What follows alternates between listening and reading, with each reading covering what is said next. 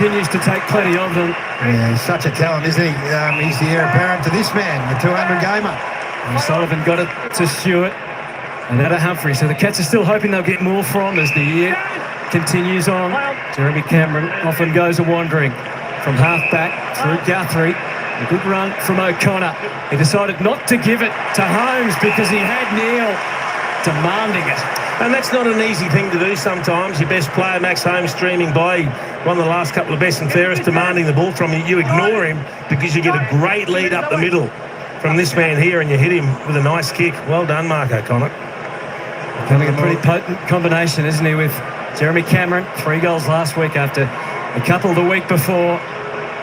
18-7 in all for the season. He's been one of the most accurate in the competition, as you can see. And he brings that accuracy to the MCG. And it just fades. He goes through for a behind. Off about 3 steps, he kicks at 55. Yeah. But he always does. The footy, I know. Houston will probably played his best game as a Magpie last week. Takes the kick for Lipinski. He's up and over. So Mark O'Connor's got Jamie Elliott down the other end of the ground. They've just sort of few of these matchups out. Kept him to 1 goal last year. And there is Nathan Buckley. 9.5 seasons he coached the Magpies for. Now he has to help try and bring about their undoing. Yeah, the back half he's in charge of, so we'll keep a close eye on that. Stanley the tap to Yowie. Dacos, and as we expected, Mullen by his side, but couldn't stop him, although good work from Manor on Josh Dacos, and they forced the turnover. And the big man is going to have another shot for goal, I think. You love that, though. You love the fact that they don't blaze away here. And why would he think about laying off the handball when he's clearly shown he has the distance within him? Yeah, just seeing your voice. And a better angle where he's kicking from than if he gives that hand pass to the outside. Just kicked the one against the Pies, playing on Billy Frampton last year. 2-0 in his other 3 occasions against Collingwood. He missed the first from long range, a tougher angle to negotiate. He struck it pretty well. It got better and better. And got the result he was after. I love the way this bloke goes about it, Jace. He's a really formidable presence, and he's not at the stage where he's playing outstanding footy week in, week out, but between he and Cameron and Dangerfield hasn't fired a shot really for a while. He's just a weapon, and I think he's going to get better and better. So Frampton's had a really good month of footy from a defensive point of view, but you can't help the way that the ball's been delivered. You're leading up through the middle of the ground, and then you go and convert in the manner that he has. So good start for the big fella. Ranked in the top 5 key forwards in the competition this season, so he's in very, very good company. And I loved the vision from Bailey Smith. He didn't blaze away. He was in traffic. He saw Shannon Neal in space, a little chip over the top, gave him that second shot for goal, and he made no mistake. Up early, Cameron was able to hold and got the tap. Socket forward. Crisps after it, but there's a couple of Cats. Humphries there first. Too forceful with the handball. Crainer looks like he's up against Dempsey. That'll be some duel. Pendlebury floats it beautifully, as he always does. Just did what was required to go. He was too irresistible. Knocked the pass to Jack Crisp. Yeah, so Tom Stewart, the Ned Long matchup is an unusual one, and in that instance then, Tom got caught in between. He didn't have Long at the centre bounce, and the goalie was the one that ends up going down into the space, and he's just caught in between here. He doesn't know whether to go up or come back, and there's just a big hole for Crisp to run into. This is what they did so well against the Hawks. They just maximised every opportunity when they went forward. A little closer than he was last year when he had that shot after the siren. Same result, unfortunately, for Collingwood.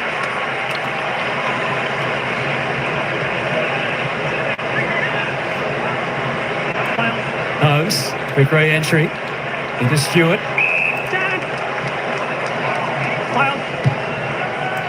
Pure contact off the boot. Dangerfield made the contest that was necessary. Just watching Max Holmes, who's, as we spoke about pre-game, just has elevated himself into the very, very elite category right now. He's got no one to worry about. Doesn't get any attention. Not one player gone near him. The goalie is the nominal opponent. Shannon Neal already doing some ruck work, and the follow-up. Tumbles the kick forward, so Rhys Stanley's pushed forward for the Cats, which is interesting to see how they're going to use. Yeah, so now he comes up, So Stanley pushes up, he's going to take this ruck, and Neil pushes back and goes deep. Coning on the bench at the moment. He was the other ruck last week, and I think he would be again tonight. Sorting things out. Of course, dual rucks for the Magpies has worked pretty well for them. Young Steen. No whistle on that. Henry, the ex-Collingwood player, so they would have got some relish if that had been holding the ball, but it wasn't. They can chain it out of there anyway. Dacos, little off the instep, gave the Cats defence, and Kolodjasny, oh, the chance. He realised straight away that might need remedying. Well done, Elliott. Got the kick, got the boot in to enable McStay to do that. Wow.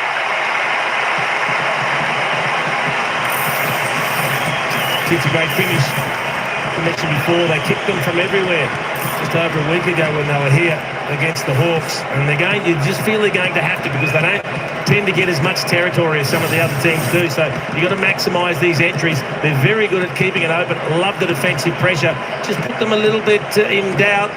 A little toe off the ground was important from Elliott, and then that's a great snap. Yeah, the handball's too hot, so they win first possession here from, I think it was Kolodjasny, was it, or was it O'Connor that hit the first handball? It just went straight through his hands. It was just way too hot. Magnificent finish from McStay, who's found a little bit of form, I reckon. I thought he was really good last week. Yep. He just competed and presented and made sure that, you know, Hawthorn's defenders were accountable. He's got a really good player in O'Sullivan, so he's continued the good form. Yeah, he just kicked one goal, but I agree, he had a big contribution. No memory down there. Crisp out of the middle to Pendlebury and to Crisp again. There's space to kick it into. All striding out. Getting there late was O'Connor. Impactful. McCreary back in the team. Still takes a little bit of getting used to seeing McCreary without the long locks. Centre bounce has been an issue for Collingwood. You heard Craig McRae talk about it. They've started like a house on fire. Won the first three. Guthrie, he's also returning some good form. Oh, Henry up, and in the end it was Martin that probably stopped him from taking that. He's going to get involved here with Cameron. Neil's trying to run back, but scrappy old number into the 50. Neil and Frampton take their battle onto the ground level. Close. And we wait. And wait. And it's a ball up. Got a fair crack at this, Ollie Henry, and it was a big chance. Or was it Martin was the big chance? I think Henry was going to take it. Came down with it, Martin. He's spinning through there, Lipinski, as we noted. 150th games for the ex-Bulldog tonight. Magpies this time in handball out of defence. The kick from Elliott was a little rushed. Kolodjasny, who's held up his own defensive end since returning from that long-term injury through his 3 games so far. Just gets to Holmes, who's drawn 50 and... Yeah, it was the jumper stretch that gave him away. Everyone knew that Max Holmes was going to go. Lockie Schultz knew that. Can't hang on to him. Unmanned all on his own. A breakdown for the Magpie defence, Jack Martin. That's just clever. You are allowed to play on at any stage in that 50-metre penalty. And if you see a player free inside 50, why not kick it straight away? Yeah, it doesn't happen, Jace, to this defence very often. This is the one part of their game that has stood up so well through the course of this season. And Lockie Schultz gives it away, and Max Holmes is smart enough to take advantage. 9 goals, 6 in his 7 games, Jack Martin. He's had some moments this war, but not more and more as the year progresses. Yeah, well, you've got to take your chances, whichever way they come. As I said, Collingwood's defence has been their strong suit. So it was just a little breakdown of communication. Didn't react quickly enough here. You just see it. Jack Martin sits in the hole. Who's that? Is that Josh Dacos with his back to the ball there? Josh Dacos hasn't got eyes on the footy. So he's jogging down here to pick up his opponent. His man, yeah. And while the play is coming down, 10 metres behind him. So that's a rare lapse in concentration from one of their leaders and best players. Jack Martin's form's been really good, Jace. He's just been another one of these marvellous pickups for Geelong, who saw plenty in him and thought they can extract the talent out of him. He's really started to find some consistent form. I just thought it was a smart move to play on, because everyone thinks they've got that little time to breathe while the whole 50-metre penalty plays out. CG well dressed for a big Saturday night. Staying over the top against DeConey as they scrap it out with Anderson, Dacos, Warple and Atkins as Geelong's 2 best tacklers. And they're on the job. Scott Pendlebury's just come to the bench for his first spell of game number 432, and still side bottom's gone on for the first time with a few words from Fly as he ran on. Thank you, Kath. To go to half forward. Just a step ahead of ball was Kolajasny. Bose, he was going to be managed last week, but ended up playing and playing very well. Bose able to win it back. Josh Dacos stabs to Dugowie. There's a growing threat. Into the pocket to McStay, who is also looming large early. I sang the praises of Max Holmes as arguably the best player in Geelong. At the moment, he's kind of playing centre half and centre back. And Dugowie, I think, is nominally his man. And Dugowie's had 9 touches in this opening 10 minutes or so. So it's something they're going to have to keep an eye on here. It hasn't worked. McStay kicked a great goal to get things underway. He's just overdone the snap and curses in frustration. And should curse as well. On your natural foot, that's a regulation snap. He'll be dirty on that after kicking a great snap from the other pocket. You've got to make them count. Good change of mind. He has the legs and the wheels to do it, Holmes. Well, the Magpies well placed here. Houston ready to enter Collingwood. Floats it high. Buller and McStay again. Not far away, Buller. Elliott pulled it out of there. Steele came roaming through. Elliott waiting was Josh Dacos. Doesn't get close to goal too often these days, but when he does, he makes it count. It's impressive, guys. They're doing it off the back of clearance at the moment. 3 zip out of the middle and 6-2 all up around the ground. So they are, all of a sudden, they're winning the territory battle. His first goal of the season. Yeah, and just have a look at this. They've got players off the back of the pack. There's a bit of space in it. I think they're not quite as organised as they'd like down there. So Tom Stewart came off the ground and sat for a while. Is he still on the interchange bench? Tom Stewart, he is. So they're just a little bit disjointed in the front half. And what the Collingwood strong suit from a forward half point of view is bringing pressure. And they can add some clearance dominance. Then all of a sudden they've been able to score. Stewart comes back on. Dugowie's got Holmes right now. And McCreary it is now goes to Holmes. So Dugowie's beat the pain. Steen went to ground, that allowed to Koning and Atkins, but Steen got up again. They weren't expecting that. Pendlebury couldn't quite do enough. Holmes again. I'm not going to take the advantage. Is it back from where it originated? I think it is. They're putting a lot of time into Jeremy Cameron here. So Houston's playing in front of him, Howe's playing behind. They've blocked his leading lane. That's what was on offer, and that was short to Dacos' man Mullen, who gives it a fair whack to the square. Henry this time, not far away. Couldn't quite side bottom. They're all over him. It's out. The umpire said not out too far. There's a lot of arms and legs and bodies on all angles in there, as you can see. So it's the Pies by 1 point. Clever by O'Sheen Mullen. Nick Dacos just dropped back inside 50 to defend, and he just put himself in the play outside of 50 and got that kick. Neil, Houston, Matter, good pressure. Just couldn't make the most of the opportunity. It was only there at a flash and then it was gone. It's aggressive press, isn't it? So many players in defensive 50 here, and they're all in a third of the ground, every single player.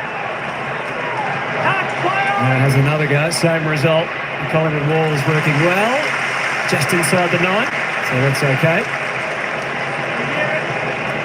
Good man with all for the big ruckman. For a big ruckman. He can do most things, Nick Dacos, including bring it back into play. I think he'd want the ball in his hands more than anyone else. Averaging an incredible 36 disposals a game. 31 his lowest for the year. That's an excellent take from Buller. Clean at half back the X1, and look who was zipping past. Dacos' kick. Stewart and Long. That's numerically tonight. Well done, Dempsey. Although not as well done when you consider the new rules. We talk about some of the mids that like that little give and get, Gaz, roll back around for the hamper. He sprinted 65 metres for that return hand pass. And Nick Dacos after Just kicking out. happens to be the closest man for the lasso as well. He got 3 in 20 seconds. That's how you get 30 plus. O'Sheen will be filthy on that, no doubt. Clean kick to the wing to Elliott. He's hitting the wings as well. Long to Buller again. He's presenting nicely. They're not going to obvious spots here, prepared to take it wide if they have to. Lone Steele is all on his own. Probably a bit more than a kick away, so he didn't take that on. Instead, the Cats disrupted the short. They've done it well. They've got the free. The advantage is paid. Had to be clean close, and he was to Dempsey. Along the line to Mullen, who's got away from Dacos.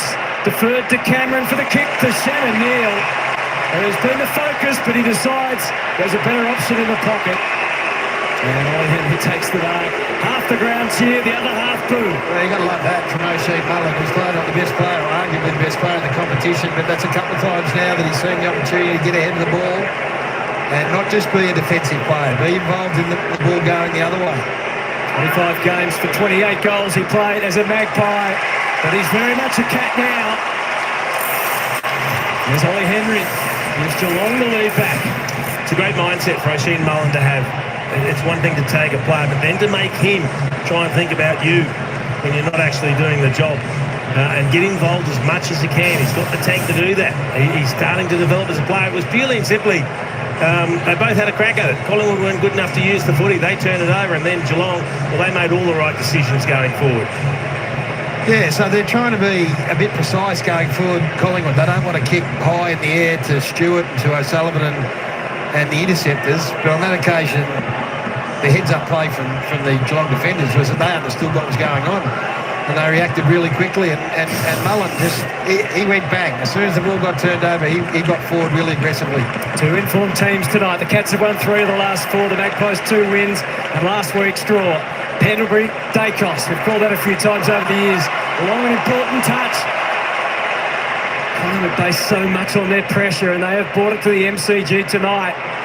Not sure if the defence feeling it. Ed Long's ever played this role before as a defensive forward on someone like Tommy Stewart, but going back with the flight and just getting clear footy, it's a fantastic defensive play there, and it amounts to a stoppage. Only had the 2 possessions, Tom Stewart, thus far. Yeah, well, not a great present for someone in his 200 games, isn't it? Meant to be a celebration, but we've seen it work to great effect over the last couple of years at times. Player Stewart. Cop that Reads it as good as anyone off the boot, which has been the hallmark of his great intercepting play. Untidy handball from O'Sullivan, who's made a few blues early. McCreary there to capitalise. Maynard jabs it out wide to half forward. Steen happy to get involved in the offence. No one on the mark. So they're outside the protected area. Plums for Degoe. It was a little predictable, and Nick's not happy in the pocket. Just a little bit slow, Oscar Steen. He had options screaming everywhere. Tom Stewart, we've just spoken about, he's been quiet. Ned Long has the defensive role on him. It's making his presence felt there. Guthrie third man up. Connor Sullivan very untidy coming out of the defence. Degoe on the move. Guthrie handed off to Bailey Smith. He didn't have any means of controlling it. Looked all the way through. Just a little hold there on Ollie Henry. Braden Maynard, his ex-teammate, that probably couldn't resist putting a little extra pressure on. Warple has made some space and position on the wing. He's done it well. So Mullen running hard the other way. Had 18 disposals last week, which was a career high, O'Shea Mullen. And unfortunately, the kick from his own point of view was turned back by Dacos. Side bottom. He's been alongside Pendlebury for so many of those 432 games. A bit of a wobbly number on the way out. O'Sullivan with more fortune than skill. Got it to Bruin and off to O'Connor.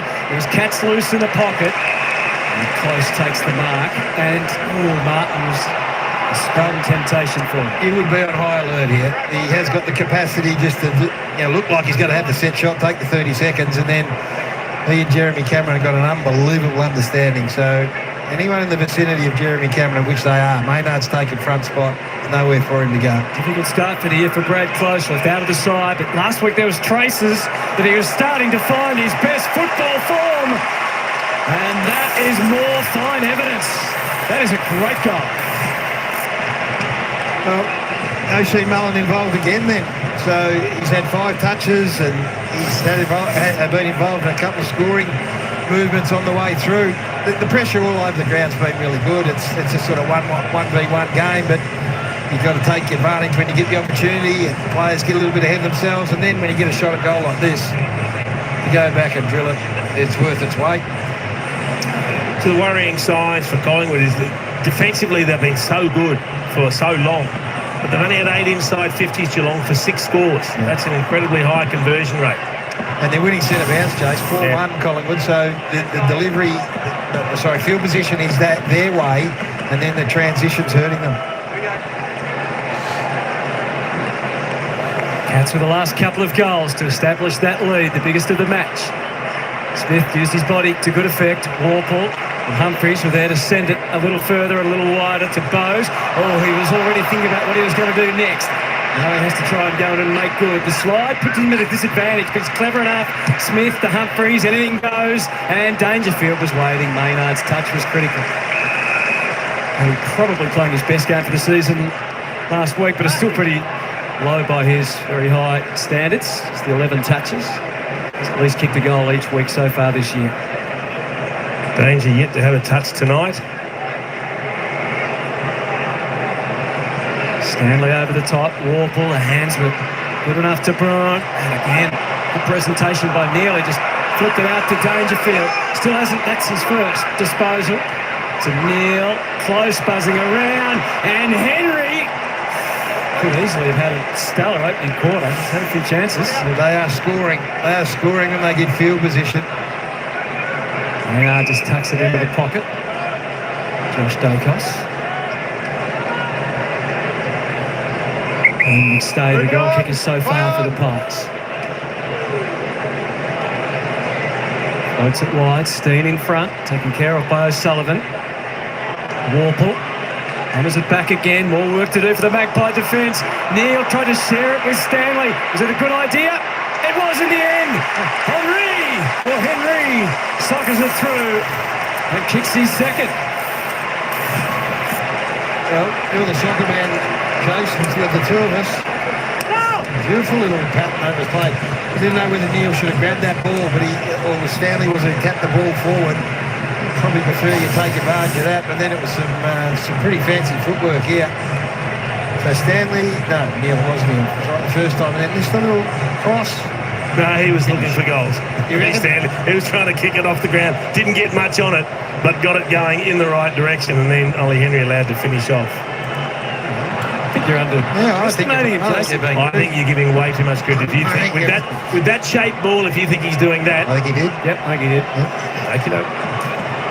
The concern is 10 entries, 5 goals, 3. So that's 80%. Last 3 goals for the Cats. Edis got Predator to change the equation if he can. Starts to change of handballs, and that does lead to Ned Long on his own. Big job tonight on Stewart, and sends it into the pocket, which is an interesting choice to find Buller. I think he was much better positioned where he was, Ned Long, to actually take that set shot. Now he's made life very difficult for Jack Buller. A very tight angle. Played the first couple of games of the season and didn't make much of an impact. Still just finding his way in this new Collingwood system at a time in the VFL. Return last week. Kicked it, his first goal as a Magpie. Started to show some of the confidence and why they had the faith to pick him up from the Swans. And that's exactly why. Converting a big opportunity on the MCG. Well played, Jack Buller. Don't worry about the tight angle. That's why he passed it to him. Maybe he knew better than we did that he's a much better set shot than perhaps Ned Long was, who had more confidence. Yeah, so to go back to centre bounce, so the whole thing about Stewart and Ned Long. So Stewart's got Jamie Elliott here, so it's not him with Ned Long here. Zach Guthrie is the one. So what's Guthrie do here that allows Ned Long to go and hit space? He just watches. And they're the chip over the top, so that's not on Tommy Stewart, that's on Zach Guthrie. It's a big watch for Guthrie, isn't it? Because you saw Ned Long trailing Tom Stewart as though he's still going to go to him. And so then Guthrie thinks, okay, they've got a 2-on-1, I'll zone off and I'll be loose and it'll work out beautifully. But then as soon as play got there, Ned Long then took off and freed himself up. So it's going to be a good watch tactically how that plays out. 22 points, the biggest margin between these two teams in the last 7 matches. So we'd expect it to be close. 3-pointer last year, of course. Geelong have won the last 2 and 3 of the last 5. Steen to De Goey. Good to go. Yeah, to Dacos. A little wild handball and error from Stewart. Having to recover. Dempsey didn't think he had the clear way to go forward, so goes back by Stewart to Warple, who's covering a bit of ground tonight. Makes Hawke best and fairest. Down to Dangerfield, couldn't reel it in against Howe, and he goes back in after it again. De Goey and Atkins, a couple of tough nuts there. Collingwood brought in 810 games worth of experience in 3 players tonight. with Pendlebury, Howe and McCreary. Rush kick, Martin behind Pendlebury may have interfered. Just coming up for a lazy possession, number 9, Scott Pendlebury. Used his body well. Bit of old school craft in that, wasn't there?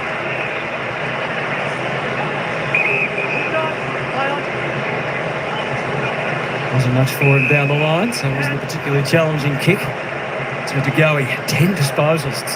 It is great to see him, not just being an offensive weapon, but being able to make a big contribution up the ground as well. Cameron left with authority, didn't bring it down. Elliott, Stewart, clever.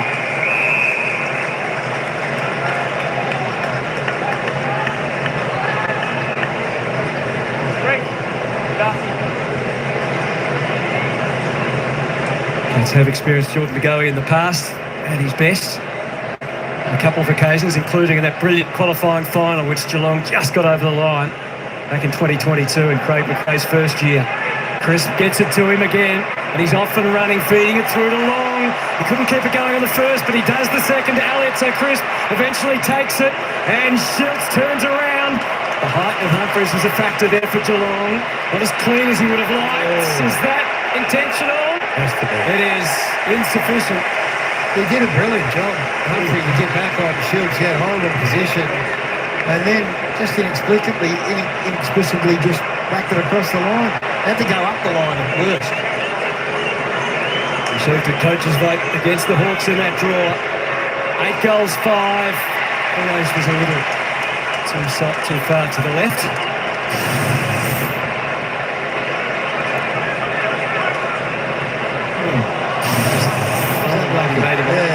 Jumping necessarily belted across, which it looked like at first look. Frampton up to make sure that Dempsey didn't get a free run. O'Connor got the tackling heat, not once but twice from Long. Good enough to get it to Neil. On that tightrope, well done, Frampton. Tucked it off of Lipinski. You can see the hard run of Nick Dacos, who would have been tempted to run on. That's a brilliant kick, and that's what it looks like. That's what they're trying to do when they go forward. They don't really want to go long and high. They are trying to pick the eyes out of it a bit. And when you get this bloke going forward, he's a pretty good choice. O'Sheen Mullen just having a spell on the bench at the moment, having a rest. But Dacos takes that opportunity to push forward. And this is an important kick for the Pies. They need a little bit of reward for all the good things they've done in this first term. As for his usual routine, the visualisation, the breath work. 6 goals, 12 for the season. So he's kicking a goal is one thing that he wanted to improve. And he still has that desire after missing to the right. That scream you heard was O'Sheen Mullen on the bench. When he ran in, took that mark. 8 possessions thus far, Nick Dacos. Holmes took off. It was Collingwood players all around. Warple. So Kleiner had his choice inside 50, but dished it up for O'Sullivan. Just their execution inside 50 is killing him at the moment, the Pies. Smith. It was a horrible looking kick, but it somehow got to Warple, up to Shannon Neal. Bounding up on the wing, the big man. Dempsey under a standstill. Had to use his quick feet, dare I say, from his basketball background to get it to half forward. To Stanley, who rolls around Big Reese. Kicks it deep. Moore trying to cover Henry at the back. He's able to push him up into the contest and now puts a tackle on Josh Dacos. Got a great start, Ollie Henry. Against his old team. It's been dangerous. It is, the difference is just the ability to finish the play at the moment. At one end, they're turning the footy over the Pies. At the other end, Geelong have been able to connect a bit with their key forwards. Yeah, almost the same number of inside 50s. Yep. Almost the same number of scores. It's not a disaster. It's just the 2-goal difference. Cats by 11. Pressing again, though. Cameron held sway in the ruck. DeGoey and Bruin. That's McCreary in there. Can't say it's a great captain's match at the moment. They've had one touch between the two of them. They find each other. None for Darcy Moore, one for Paddy Dangerfield. It's just doubled it. He's had a handball. It does seem to take Darcy a little while to get going when he returns from a spell. One each then. It's relying on their front half stuff at the moment, the Magpies. They've scored from forward half intercepts, but they haven't been able to move the footy from their defensive 50 to their forward 50, despite exiting 6 times. So just need to find a bit of flow coming out of their back half. And that's credit to Geelong. Their pressure's been outstanding. Unexpectedly, it came out to Martin, which didn't necessarily serve him well. Then that first tackling, hallmark of Collingwood in their pressure game. 21 tackles to 10 so far. It's a bit predictable. They haven't looked to change direction, haven't looked to go through the middle of the ground. Maybe this is just the way they want to play right now. Not get opened up on turnover. Geelong have scored 4 goals on turnover, so they're probably playing a bit safer. Worked well down the line that time. Bailey Smith didn't look particularly comfortable in the pack. He's hoping he might be able to manufacture a free kick out of it instead. Steen marks. Gives them a look. Dollar again. Josh Dacos. Ready with a goal tonight. Can he set one up here? To go to long. Humphreys latches on that time. And O'Sullivan, an awkward leap to get the footy. He was praying for McCreary. Dempsey back to Bowes, an awkward looking kick. Collingwood lined up. 50 seconds left. Good pressure forcing the dump kick out of defence because they had numbers back to Cats. This is the way they've scored, Jace. Forward half intercepts, going back the other way. They're as good as anyone in the comp in this part of the game. They're not really dangerous from the back half, but once they go in there, they're putting enormous pressure on. Still side bottom, maybe in game 362. Into the pocket, Cameron not far away. Dual threats down there, quick kick Bowes. O'Sullivan found himself not on the last line, but backward side bottom. Dacos in the tangle. And the Cats trying to get it out as the last disposal, and they succeed, barely, but they do. They take a deep breath here, take their medicine, go down the line and go in at quarter time and take the 11-point lead. It's been a good game. It feels like they're fortunate to be a couple of goals up. They kind of feel like Collingwood haven't got bang to their buck. Howe, the other returning veteran tonight for the Magpies, but I think the clock's going to beat them, particularly as he's gone back before kicking it deep. Maybe one last grab. Still does enough to disrupt. So a very even opening term in terms of opportunity. In fact, Collingwood in the end had 4 more inside 50s on Scotty Pendlebury's names equaling night at the MCG. There's some big leaps already. The Cats leap ahead by 11 points. Super Saturday Live on a Saturday night from the G.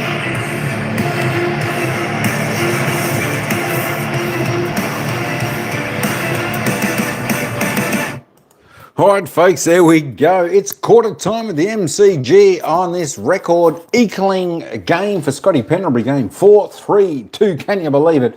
2 weeks away from a record-breaking game against the West Coast Eagles. But tonight, it's the Geelong Cats, 5-3-33, leading the Magpies, 3-4-22. It's 11-point is the margin here at quarter time. And, of course, it's been a ring-a-ding-ding final opening quarter.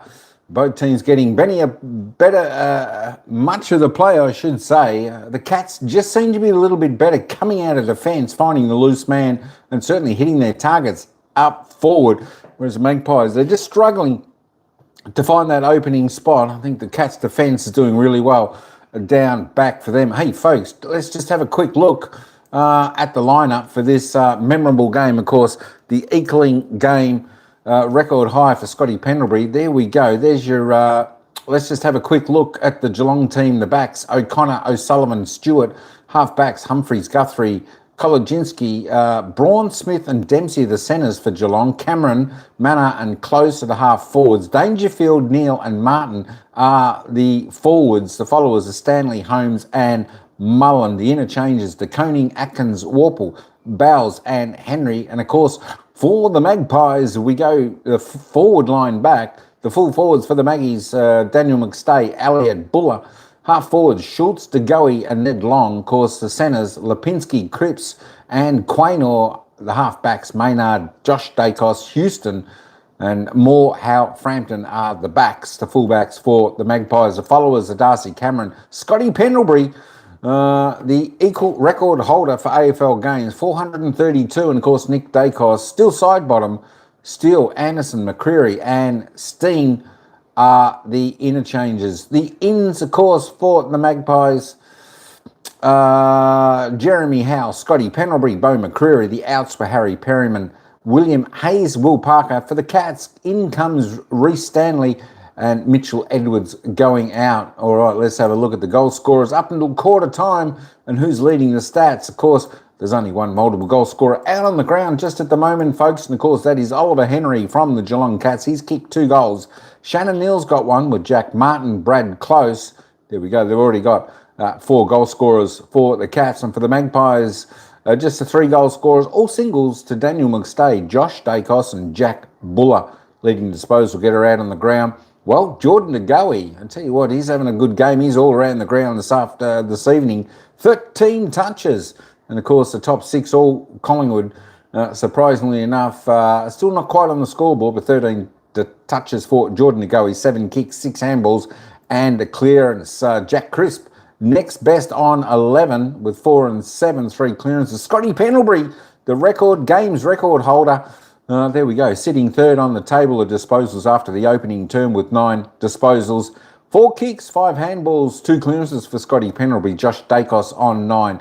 Jamie Elliott and Nick Dacos on 8. Best for the Cats, James Warple and Oliver Dempsey, both on 7 with Tom Stewart and Bailey Smith on 6 with Shannon Neal. Then we just roll on down a little bit more.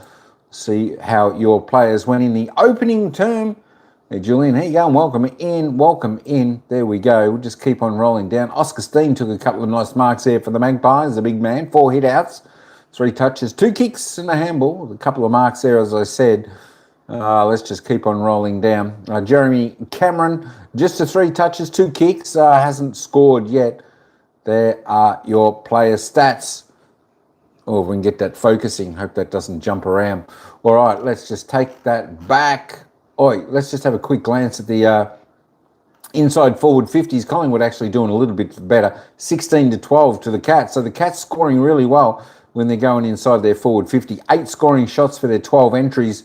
And the Magpies, 7 scoring shots for their 16 entries. All right, there we go. Let me get it back there. We'll head back down to the action. Players still in the huddle.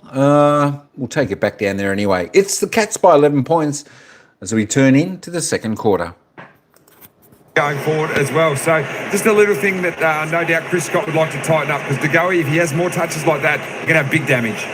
So DeGoey's been busy. Jeremy Cameron has not quite started for him, Kingy. Yeah, it's slow, but the tandem of Neil and Cameron is what you've got to look at. So Cameron working right up the ground. So roaming Jezza is better than target Jezza, because when he gets the ball, his eyes go straight to corridor.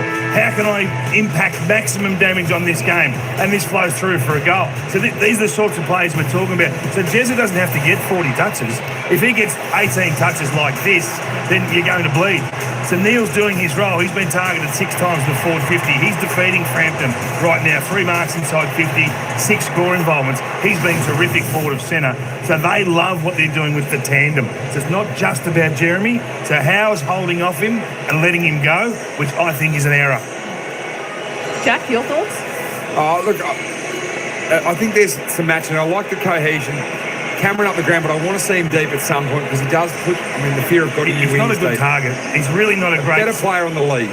He's not a very good forward 50 target, full stop. And they've given that responsibility over the last 12 months to Shannon Neal. They see massive upside. We haven't seen Frampton beaten like this in a quarter this season. He's in really good form, Billy Frampton. So that'll be a watch over the next 30 minutes. Hutto, it'd be good to get the thoughts of the men alongside you, Gary Lyon and Jason Dunstall. Why don't we just do that, Gary? What are your thoughts, and I guess where are the improvements going to come for either team? I'm looking at the other end from a Collingwood point of view. Their forward half work, defensive stuff was fantastic. They had 10 forward half intercepts for the quarter. They averaged 9 in a game, and they went and kicked 2 goals through. That man there, Paddy Dangerfield, he just hasn't quite got involved just yet. Cats take an 11-point advantage, and they look to build on it through Stanley. The entry was quick, and it gets over Danger's head. Howe back onto it, step through to Moore. He looked dumbstruck for a moment. Now, this is an interesting decision, because it started outside the 9. I was deemed that there was enough pressure. But it may have been a Geelong touch in amongst it all as well. Okay. Anyway, decision's been made, and I don't think we can pull it back. You never know these days with the Arcas. Floating across was Guthrie. DeGoey to the inside to Crisp. The hands were slick to Steele. Sets up long. Pull up one-on-one inside 50. With Colin Jasny, and he had his way with him. Promising signs. Yeah, he's a hard man to move, Colin Jasny. He's been so consistent in that back half. And the way he kicked his first goal, Jace, he might be thinking I'm half a chance here. He's following the trend of a bit of a squeeze of the footy on either end. And getting his sights set. 1 goal in the pocket at this end, which favoured the right footer, so the degree of difficulty a little harder. And he falls short. Oh, wasn't far off drifting across. He is capable of taking a mark, which is the other handy part about him playing in that role on Tom Stewart. Listed at 194 centimetres, Ned Long. He's sneaky tall. Yep. Paddy Cripps style. Stewart. Kolajasny this time works his way to the front. More comfortable in that scenario. Off to Guthrie. Important member of this Geelong defence. That's not a great kick. Frampton work back and takes the mark. So early minutes of this second term, and Howe with precision to Maynard. Sets up the run. The blast kick from Lipinski. Elliott up. And O'Sullivan just in the nick of time. Hurdling through is Stewart. He was about to fall to ground, but he saw Holmes. But a safe did. Humphries, awkward handballs. The strength of Dangerfield required every little bit of it, every sinew that was strained to get it back to O'Connor. And then a floating ball for Holmes. Well done, Chris. But the Cats had overwhelming numbers out there. Careful kick. That time from Dempsey to half forward. Bruin, side bottom. Dangerfield to his own advantage, to his team's advantage. Cameron looking to feed it back to Manor. Came to life last week.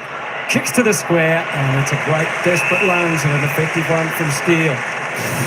That's the first time the game's opened up a bit. Paddy Dangerfield was a sitting duck there, and Isaac Quane was a powerful man, so Might have got away with a high fend I think there. he might have as well. Oh, yes. That's the first time that the corridor use from Jeremy Howe just set the whole thing up.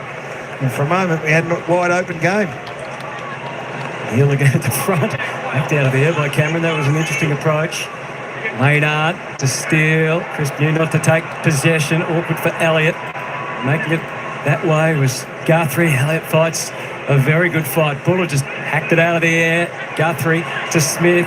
Can't get running. Just feeds it through to Mullen and then to Manor. Crisp again with Houston this time. It is great pressure in the back half there.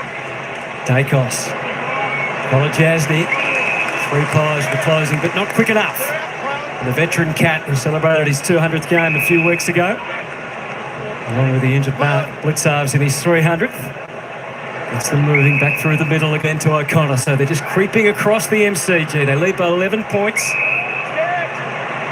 No goals yet in this second term. Jeremy Cameron almost the furthest Cat away from goal. But he can still skim one into Dempsey or Bruin. He's dangerous whenever he's lurking outside of 50, Jeremy Cameron. You have to be awake because his field kicking is exceptional. He pulls it across the body, just surveys the scene, finds the best option. Where is a player in a little bit of space, and he just drills it in. And that's another little bit of evidence for David King arguing for Cameron up the ground versus leading out of the square. Now, Tanner Bruin, I know his story last year, out of football for the whole season. He has kicked 6 behind so far this year. He thought he had a goal earlier in the year. It was overturned on review. So this would give him much pleasure. He was never kicking that, Hutto, after you said that. So horrible. Yeah, come on. That's an AFL standard player who's missed everything from 30 metres. That's just a horrible miss.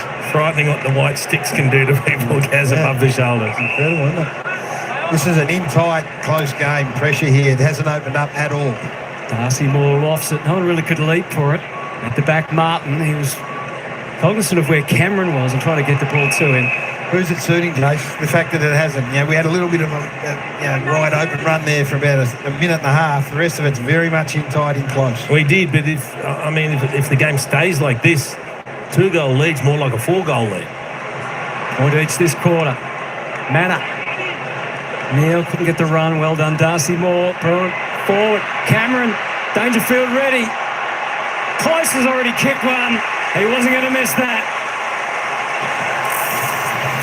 Cats get the all-important first goal of the second term. A big night at the MCG, a big home game. They skip away to a 17-point lead. And that's the other reason why they like Jeremy Cameron inside forward 50 as well. You need 2 of them because he can make stuff happen. And he gets forward at the right time.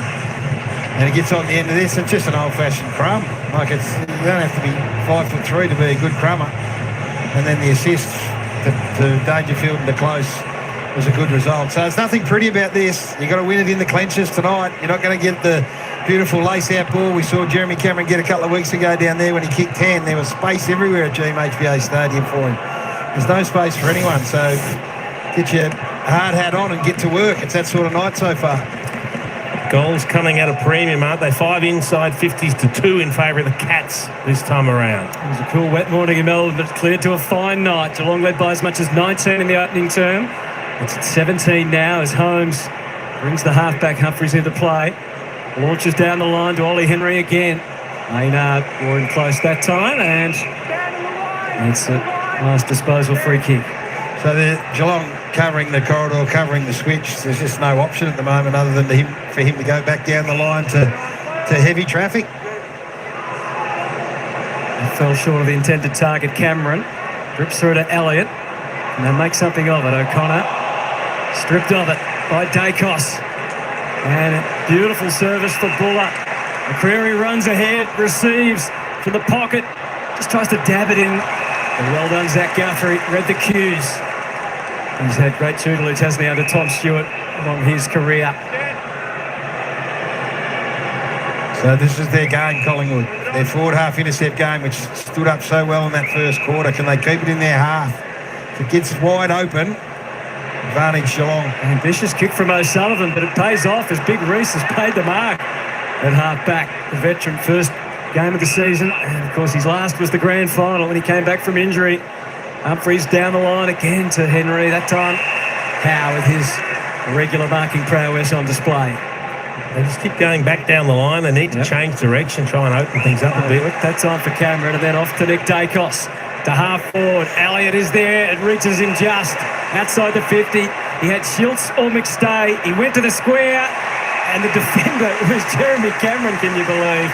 And a little unperturbed was Daniel McStay, and he should go back and kick his second. That kick in from Elliott was absolutely elite. It got there in a hurry. Otherwise, Jeremy Cameron gets back there. We saw him do it last week, get back in defence and spoil what would have been a goal. Nearly did it again. It's taken a while, but it really feels like Daniel McStay is growing in stature as the key Collingwood forward, and he kicks his second, and the Pies needed that. For the last 2 times they've kicked the ball forward, it's been off the boot of Nick Dacos. Dacos gets it to Elliott, and the Elliott's kick, as you said, was outstanding. Harvey Norman replay will show you this, and in the end you just got to rely on some class. So this at one end of the ground, Ollie Henry, who had a great first quarter, went underneath the ball.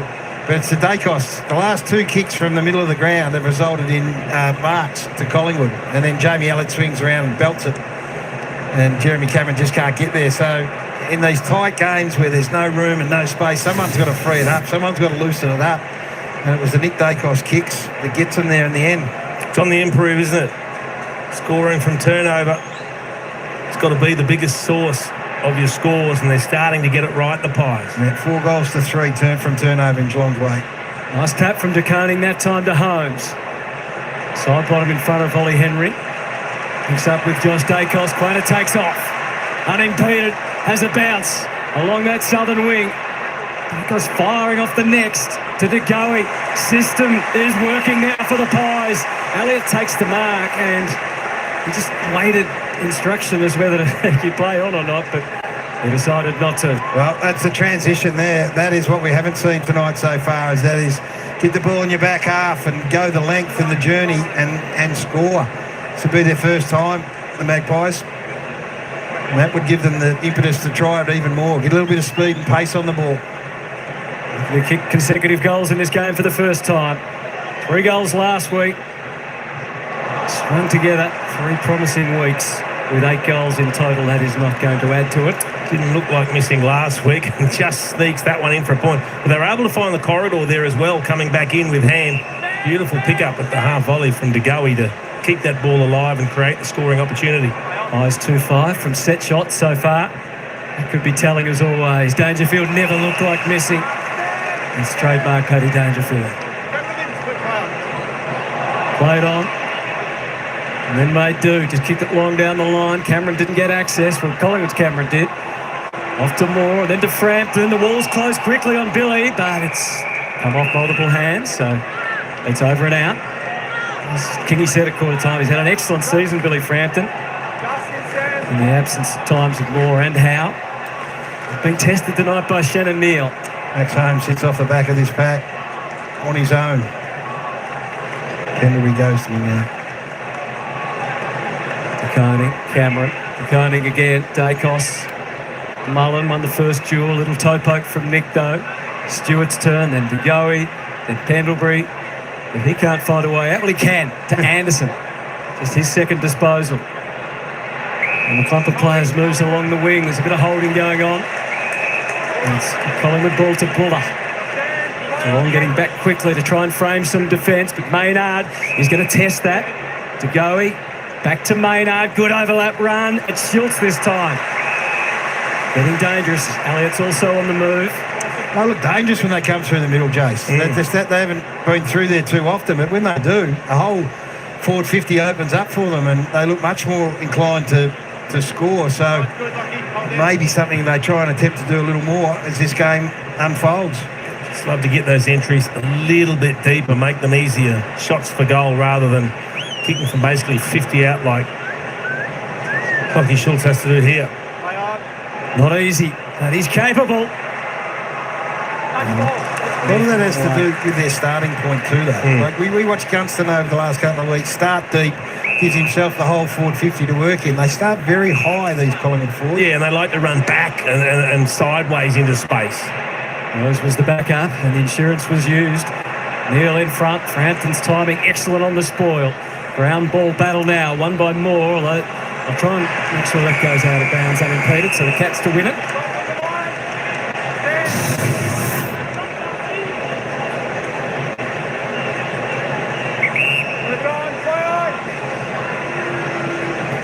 Cameron had the foot stood on.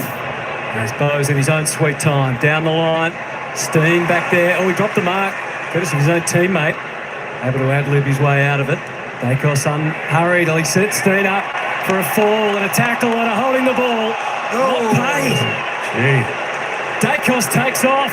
He wasn't waiting. 2 bounces. Quick transformation. Up to half forward. Just a little strong for Buller. Awkward handball from Atkins. The bounce was true though for De Koenig. Under pressure immediately as Holmes found a way out of there. Bit of a dubious handball along the wing. Atkins runs into Moore, runs past Moore, and the ball is out. Had a fair opportunity, big Oscar Steen here. That has to be one arm pinned and that ball just pops out. That's a free kick to Brad Close. It's been missed. I think Chris Scott agrees with us. Darcy Cameron having a rest. He had that foot looked at. Over the top to Koenig, Bruin. Good reflex into Manor. 4 goals last week, returning to form. Bailey Smith in a corner, a tight one. That's the best he could do along the line, and well done by Houston. Ollie Dempsey, you can see down there in the goal squares, just made his way down as he loves to do. At the far side winger, Isaac Quainer's got him. But he's the deepest forward, Jeremy Cameron with Maynard in front of him. Bailey Smith 9 disposals so far, so reasonably low by his prolific standards, averaging 31 disposals a game. It could have been a shove. Collingwood ball anyway to go to Houston and then to Buller. It's sharp, Jordan De Goey. He's looked really sharp around the ball. Possession 8 for Jack Buller. Already kicked a goal. Headlong leads up to the footy just at the last moment. Important spoil from Humphries and the Cats away through Manor, although that's no sort of service for your forwards. No, but that's the result of some of the pressure. Sean Manor just thought he had no time and blasted away. Out to Quaden. Elliott on his own in the middle. Averaging 18 disposals a game with his career high. Isaac Quainer settles for side bottom. And the Pies have settled in this one to half forward. Maybe beyond yet from Long. Well, they're 2-on-1 in favour of the attacking team. Colin Jasny was the one. Wow. They had 2 forwards that decided to stay deep, Jason. They still couldn't find him. And they're getting back and enabling Smith to take it at half back. Huge set. Oh, my goodness.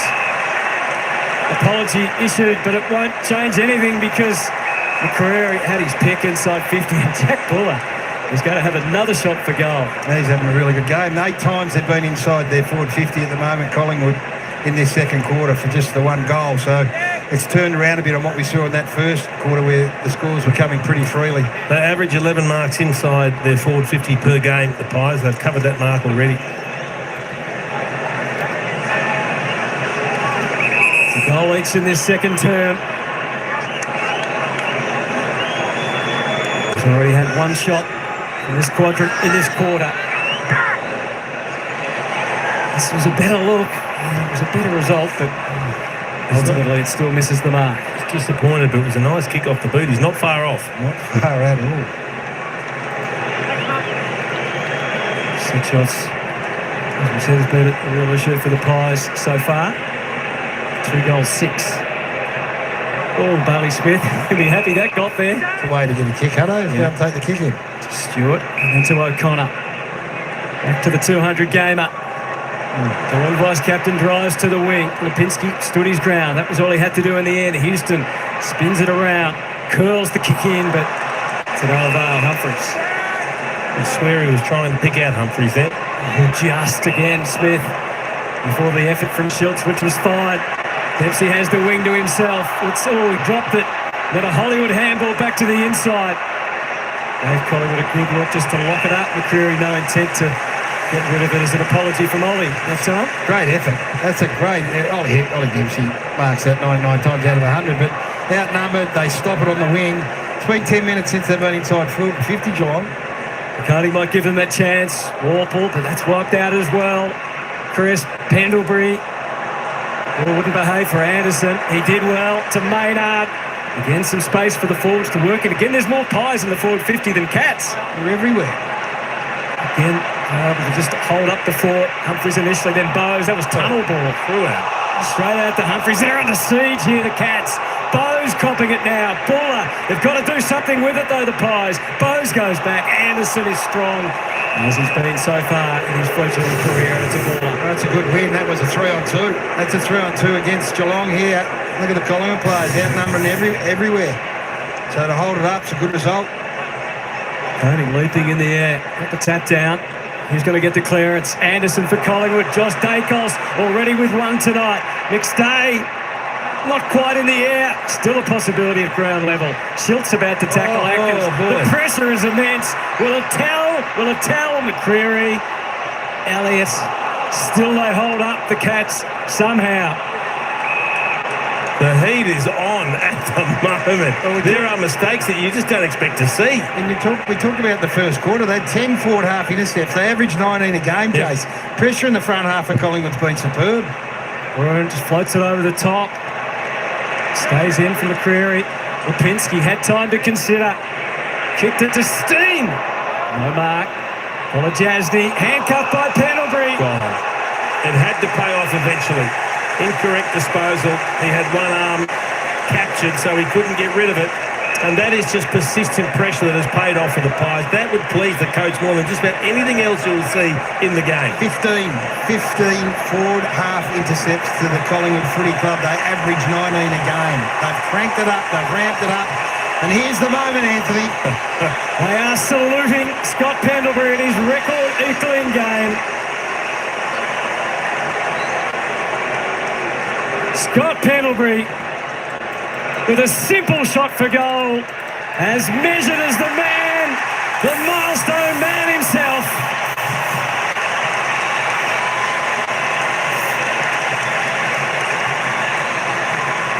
Still adding to his legendary legacy is Scott Pendlebury. 432 games, 206 goals. He just adds another one, Jace. So, but it's symptomatic of the way the game's going at the moment, is that they're all buying into this front half pressure game. So the Cats can't get out of their own way coming out of the back half. More tackles than anyone else in the game, Gary, and he just showed us why then. Another tackle that pinned one arm. The ball was incorrectly disposed of. He gets the free kick right in front, gives them the goal they desperately need. And this is just it's turned into a really enthralling contest now. There are no easy possessions. It's become a contested game. Most goals he's kicked in a game, Scott Pendlebury is for it. Was against the Cats 14 years ago. Up in the middle, Steen gets the tap down. Stanley takes some much-needed territory for Geelong. Dangerfield on the slide. They need some territory. And they get a little more. The kick was in haste. Although Martin got there. He's got this habit of getting to the right place just when his team needs it. So the pass or a long shot? More good luck than good fortune. Yeah, that's what I thought. Definitely. But they'll take it. They haven't been down this part of the ground for most of the quarter. Collingwood have dominated field position, so this is very much against the flow. And just cruise mode, around he goes as he eases it through. The Cats counter quickly. Got a couple of goals for Jack Martin. He's become such a reliable scorer for the Cats. He takes important marks. He pushes up the ground. He comes. He doesn't always get big possessions, but he's hitting the scoreboard regularly, and he's doing it at times when they need people to stand up. Betty Dangerfield, Dartmoor was playing way off him. I think he's just unloaded from basically the edge of the square, pulled the kick, and Johnny on the spot was Jack Martin, who takes the mark and kicks the goal. Nothing pretty, but they'll take it. They've only been inside 56 times for the quarter, the Cats. And they've kicked 2 goals, 1. So when they do go in, they're likely to score, but the field position's been all Collingwood. Centre bounce clearance was Geelong's way in a big way early. Collingwood's way in a big way early. It's 6-5 now, Geelong. He's in a hurry out of the middle. To go, he's swinging a miss. Was he held? No. On the call now. It's a dump kick. Being paid by the umpire that was furthest away, the free kick to the goalie for being held. Right. So to go, he was the star of the opening term, and he's continued it on. His 17th disposal is incoming. Steen again, really worthy and viable target. Decoding, hands were effective. Dempsey looks to start the chain. It's awkward for Humphries and Dempsey again. Cameron hurls it along the line for Manor. He looked behind, didn't like it, looked ahead, found Holmes. They keep chugging along, but not with any great authority. Manor, somehow they've braided this up and got it to half forward. Dangerfield off to Humphries. It's a prolonged build-up, but it's a fine finish. And Tanner Bryce could go one more, but yes, he does decide to do that. And he's gone for Martin. Absolute credit to them. Credit to the Cats, because we've lauded the pressure that Collingwood have brought all night, and there wasn't one easy possession then, but they didn't flinch. They just kept going forward, Jace. They had runners in support and kept going and backed each other not to make the mistake. And the Cats had that efficiency last year in their forward line. It was the hallmark of what they were able to do. It haven't really had it so far this year. Incredible chain of hand passes. Went from nearly one end to the other through hand pass. And each one along the boundary line. Yes, cut off. Yep. Short and sweet enough into Howard. So it's a 9-point margin. I don't think we've got any more idea who's going to win this game than we did at the start. Houston to McCreary. The Pies have had the best of this second term. It hasn't necessarily reflected on the scoreboard. No. So you look in the middle of the ground, and Jeremy Cameron's part of the Geelong representation through the centre. Just says, you're not coming through here. Whatever happens, you can go around, but you're not coming back through the middle. A couple of times that they open Geelong right up.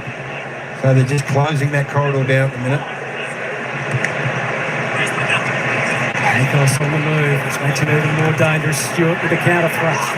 Warple. Guthrie down the line. Frampton will have first look. Neil turns defender. Handled it pretty well. Suddenly it fell for Bailey Smith. He's able to use Cameron. Can he glide one along the line? No. He pumps it deep to Martin. He was about to single threat at the moment. He got disposed of. That's a big win for Steele sidebottom. Body on body, deep in defence. He did well. Tracked the footy, used the body. Martin just took his eyes off the footy and went looking for Steele sidebottom. Lost his balance. Just playing the ball on its merits. Play on! Really strange. Play on! Loading kick to Maynard. Dangerfield. How's that casual habit? All good. As Maynard does take issue with Paddy Dangerfield. It's 2 minutes to go. Protect the footy mode here. Oh, no. It's fumbled over rather than a last disposal. And Steele. 2 minutes. There's Craig McRae. It's 2 minutes. Shouldn't get too expansive at this stage. Collingwood's defence defends kicks better than a chain of handballs. I think that's what we're seeing in this first half. Stanley forces it down. Degoe and Dangerfield and Degoe and Dacos. Look at Dangerfield. That will still incredible. Atkins, a rush ball. Darcy Moore, no certainty yet. It's hit the ground. Cameron sweating, trying to keep his feet. Lipinski, much needed assistance. Bowes is there, flick back to Moore. They've collaborated well. And suddenly Collingwood on the wing with an opportunity to go forward. Extra body is Geelong's. Humphrey, Guthrie. Well done from Schultz. His trademark pressure slowed the Cats. Hasn't stopped them just yet. Smith. Minute and a half to go. The Cats go wide and a half forward. To the square. Henry again. And Steele Just lifts across from the Walker shot for goal. They would have been a little bit more expansive by hand in the last 5 minutes, Geelong. Forward handball particularly. And just the Collingwood defenders get set so well when the ball's being kicked down the ground. When it's being moved by hand, it's a whole different proposition to try and defend. Scott coach against his three times for Craig McRae, premiership teammate. Up over the top, Coney. Spinning through is Cameron. This one over the line is Buller. Had a great first half, Jack Buller. He really has. He's coming from Sydney. At times looked a little bit off the pace, but tonight he's certainly looked comfortable. I think we've seen with Schultz and Houston, it takes a little while to get accustomed to Collingwood as such a system-based team. Cats lead by 10. 60 seconds to go.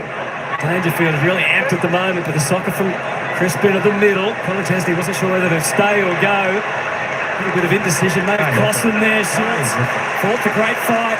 Now Crisp again to Schultz. A double grab initially, but no sign of panic. The run from defence came from Lipinski. Defensive winger getting forward. Into the pocket to McStay. Sullivan. It's a free kick the Cats well. Yeah, well, it takes some pressure off. Take it out, Jack. Look, Schultz in the middle of the ground. His effort to win that 50-50 was extraordinary. They just got away with one here. They just want to defend those last 25 seconds. Play conservatively down the line. Good contest. It's a really interesting contest on our hands here. Stanley, 18 seconds. So the Cats have a crack. Well, Holmes only knows one way, and that is forward at a rapid rate of knots. To Martin. Dangerfield demanded it down the line. Trying to get there quicker. Choppers it forward. Awkward for Shannon Neal. 5 seconds left. Gee whiz. Wow. That's an attack on the footy. That is ferocious attack on the footy. And Darcy Moore's got on. He's tough, Darcy Moore. That is a... O'Shea Mullen didn't put a short step in here. It's attacked the footy. And they'll have a good look at that at half-time. I've got no question. He looks to be okay. And it was an attack on the footy. Last week, of course, the Collingwood captain. Have a look at that. We've got half-time to do it. That man, Scott Pendlebury. 432 games. His debut well back in 2006 here at the MCG. This team is 10 points in arrears. Again, they turn to Scott Pendlebury when they needed a goal. And our Super Saturday Live team, led by Kath, Jack, and Kingy coming up next.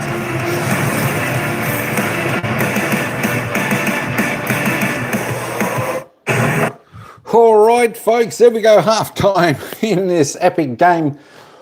Wowee, 7-6-48 the Cats, 5-8-38 the Magpies. I tell you what, just 10 points of margin here at half-time. We are in for a special second half here, I tell you what. This is anyone's game. The Magpies were really pressing in that second quarter. I tell you what, then the Cats sort of had a little bit of run of momentum. The Cats still finding their targets a little bit better and moving the ball faster than the Magpies. I think the Magpies are going sort of down the wing a little bit more. They need to sort of open up the corridor, get that speed going through the centre, and just creating more speed on the ball. I think that's what they need. That's what the Cats are doing with their handball. Hey, Catherine, here you go and welcome in. But we got a ring-a-ding-ding game here. And, of course, Scotty Pendlebury, the man of the moment, 432 games tonight. He kicked a goal. Well done, Scotty Pendlebury.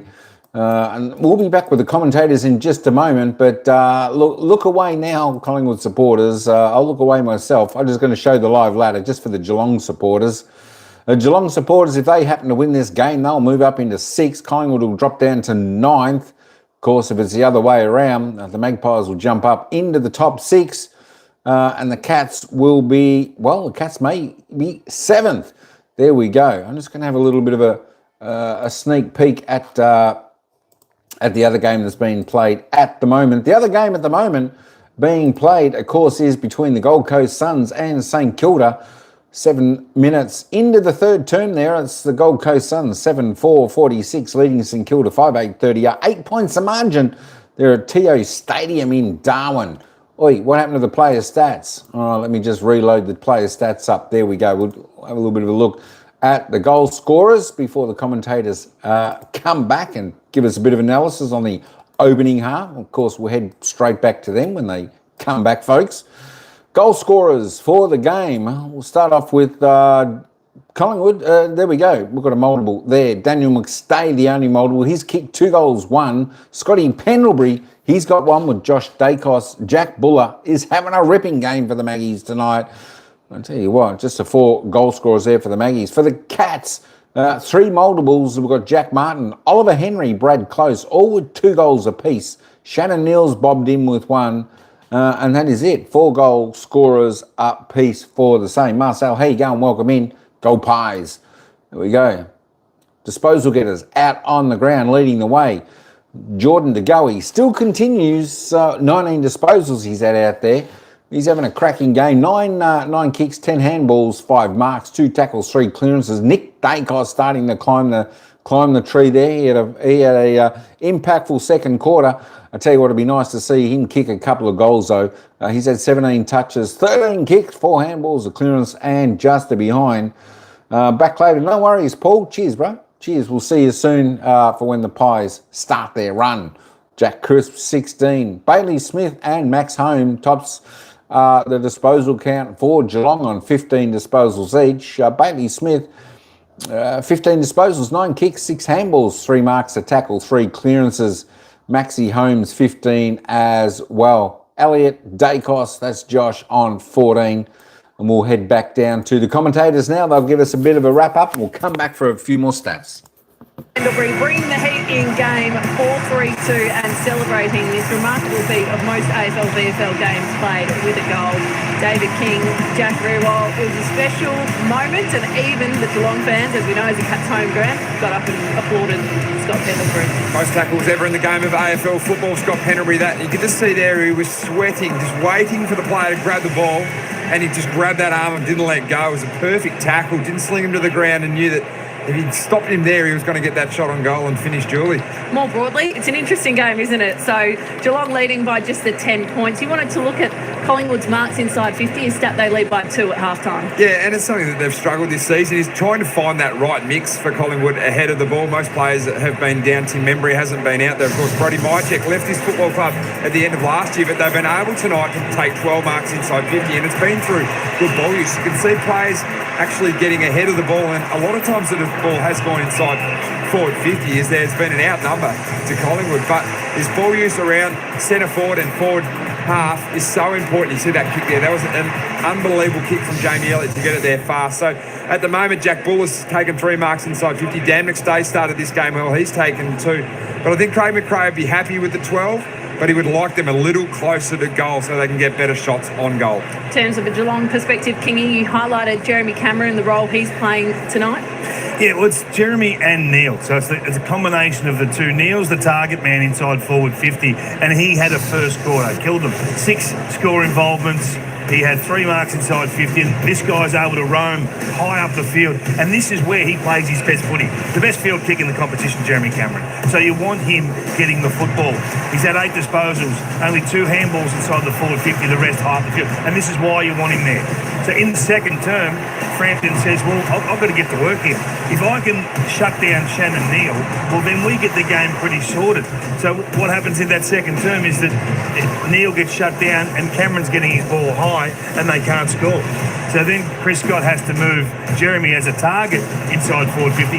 He's not a great target, as silly as that sounds. And you can see him here. He's folding back, not as a target player. He's leaving stoppage. So even though he sets this play up and he gets the ball inside 50, it's not as a target inside the forward 50. He's a link man. He's a chain guy. And it's all quality from there. So when he roams inside forward 50 with the ball rather than as a target, that's when he becomes seriously dangerous. So right now the challenge is for Shannon Neal to get back involved in the game. 0 disposals in that quarter, and that's why it swung back. The biggest matchup in the game right now is Frampton versus Neal. That is the game. What would you be saying to Neil, Jack? Oh, look, I think it's getting back to his absolute fabric and being a player. So you don't get Frampton taking marks like this. So this is it. He's got to bring it to ground at worst. Yeah, he's just getting beaten. So that's a good result. But look at the numbers, and that's because Cameron's high up the field and they fold back. They get the extra behind the ball. But that sort of supply there is not to the advantage of Neil. But he has to find a way to get that to ground. If Frampton takes control of that matchup, Collingwood will win this game. Well, we remember round 8 last year when Crisp had a shot after the siren to win it. It went right down to the wire. We're hoping tonight will follow suit. A reminder, tomorrow the Sunday ticket begins at Marvel Stadium. It is Melbourne and West Coast, and then it's over to the MCG. Back here for Richmond and Adelaide Crows. They play pretty well here at the G, and then, as always on a Sunday evening, bounce and first crack to follow with a full review of round 9.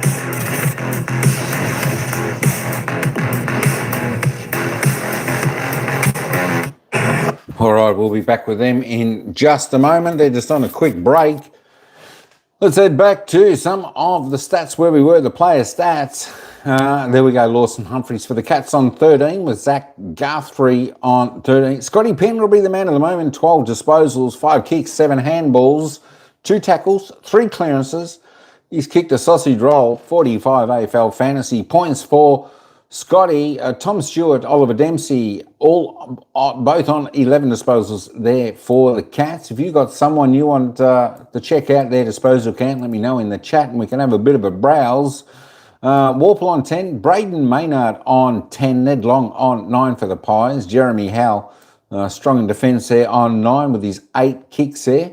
Who else have we got down there? Sean Manor just on the 8, Dan Houston, 8 for the Magpies. Paddy Dangerfield, well, he was quiet in that opening term, but he sort of got his bullish way back into that. I tell you what, he's hard to tackle. There was a couple of good tackles laid on him, but he still had the strength to get possession on the ball and not being caught.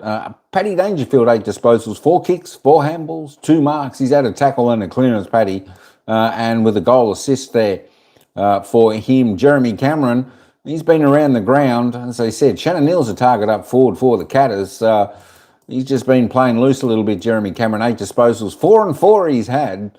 A couple of marks, hasn't hit the scoreboard as yet. It will be interesting to see whether he gets put down forward. Let's have a look at a couple more. The backman's Darcy Moore there, just the 7 disposals, 1 kick, 6 handballs. He copped a little bit of a knock, but he seemed all right just prior to the siren in the second quarter. Bro McCreary on 7. Shannon Neal, as I said, as I was saying, Frampton did Shannon Neal had his measure in the opening term, but Frampton had his measure in the second term. 6 disposals for Shannon Neal.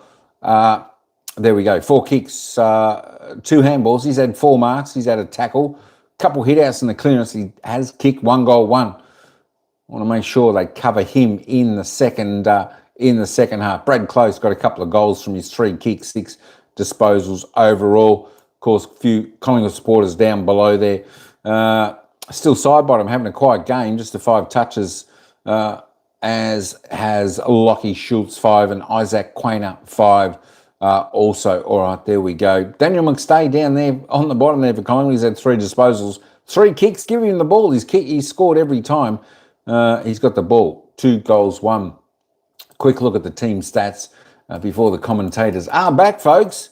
What are we? We're not too far away. We're about 8 minutes away before bounce of the ball for the second half. It's a tight game, I would imagine, in most aspects of the game. Just looking at the disposal count, 197, 204. It's the Magpies by 4 at the moment.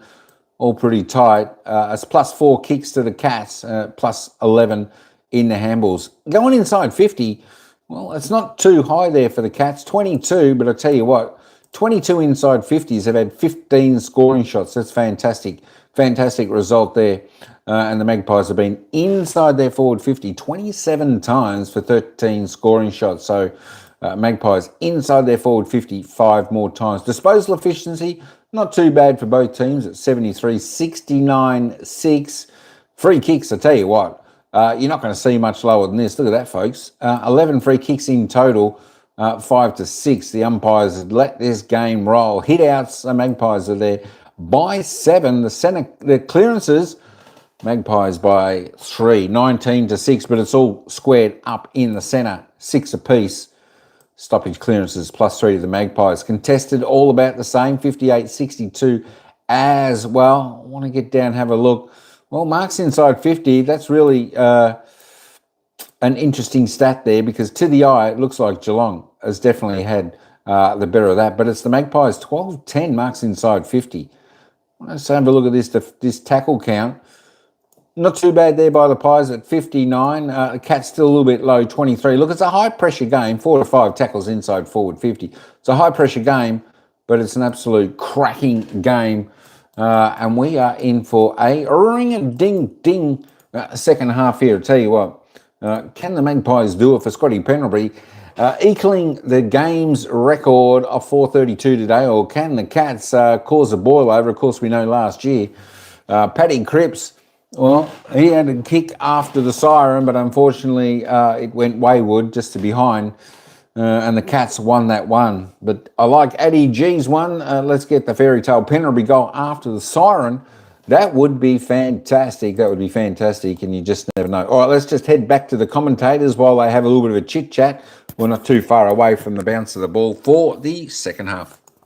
He's had the soft tissue issues and a bursa problem behind his knee, so we'll get the latest from that. But a cloud over Darcy Moore at the moment in the Collingwood rooms. We'll have the latest, Kath. Gee, hope everything's okay, because it's been one of those up and down seasons for him, hasn't it? It was that big collision late with O'Sheen Mullen both going at the ball pretty hard, so it'll be interesting to see if he takes part in that second half.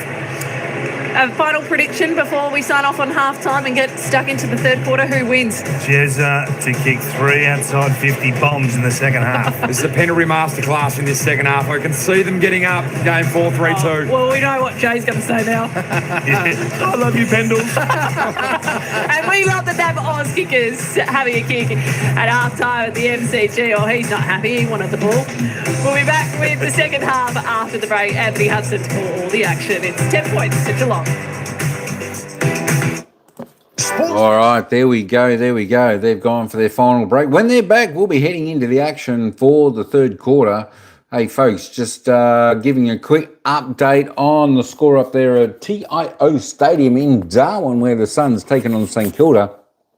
The Gold Coast Suns continue to lead.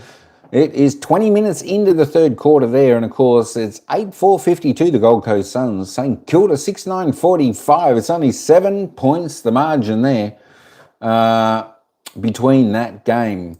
Just some of the results already being played this weekend. From Thursday night, it was Freo having a victory over Hawthorn, 88-73.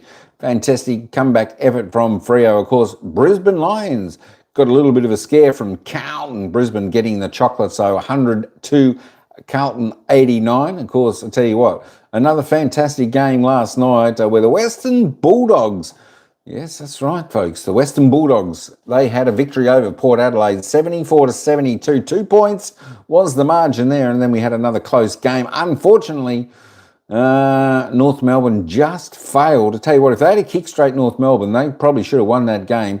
But Sydney at Marvel Stadium today, 105 defeating North Melbourne 97 by 8 points. And of course, the other game where Essendon led a fair bit of the way against GWS Giants, just couldn't quite hang on up there at Enge Stadium. It was the Giants 103, Essendon 89. Whew, I tell you what, there's been some close games, and of course, we've got the other game on at the moment, just a goal the difference. And 10 points the difference in this game. Don't forget, games coming up tomorrow, folks. Games coming up tomorrow. There's 2 games left to round out round 9. And, of course, that is Melbourne taking on the West Coast Eagles at Marvel Stadium. That kicks off at 1:10 p.m. Melbourne time. Melbourne taking on the West Coast. You would expect Melbourne to have a pretty soft win there against the West Coast Eagles over in Melbourne. And, of course, the other game, which is going to be interesting, folks, at the MCG, of course, the Richmond Tigers playing a home game. They're coming up against Adelaide Crows, so that should be an interesting game. That's at 3:15 p.m. So we've still got a couple of games there left tomorrow. Football action. Tell you what, the season's going pretty quick so far, but you've got to love football. What are we? We're just a couple of minutes out from the bounce of the ball. I'll tell you what, we're excited to get back to the footy and watch. And don't forget, folks, of course, let me just have a little bit of a look at who these teams are playing next week. And, of course, we know next week game for these two teams, Collingwood will take on the Sydney Swans up there at the SCG next Friday night. Collingwood and the Sydney Swans. That's going to be a tough game for the Magpies. The Swans are flying at the moment. Going to be hard to beat. And, of course, next week for the Cats, Let's see, where do they play? I'm just searching. I tell you what, this is going to be a good game next week for you Cat fans, because it's next Thursday night football up there at the Gabba. The Cats, you're going up there to take on the Brisbane Lions. That is going to be a ring-a-ding-ding game. So we've got a couple of fantastic games next Thursday, Friday night. Brisbane and Geelong, and then Sydney, Collingwood on the Friday night. It's going to be absolutely fantastic. And just for Addy G, Essendon taking on Fremantle.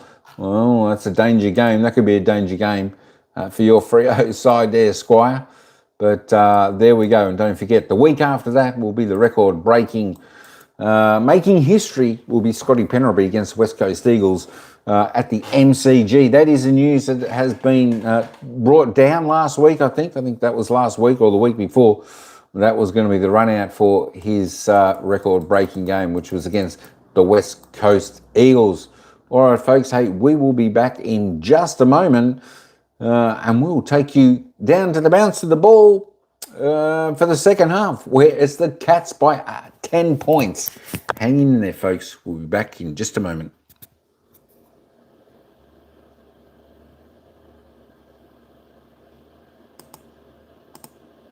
Batley's had the fight, but now the fact that he's on his way back, it was fantastic to see. Can't wait to see that full chat, Gaz. Yeah, no, it's you'll be watching tonight. He's in really good form and good shape. I've got a great surprise because we always concern around a brain tumour is such that your mind goes to the worst, but he got through it. I hope you'll watch it. There's this great stories of hope and there's messages for us men, Jace. So.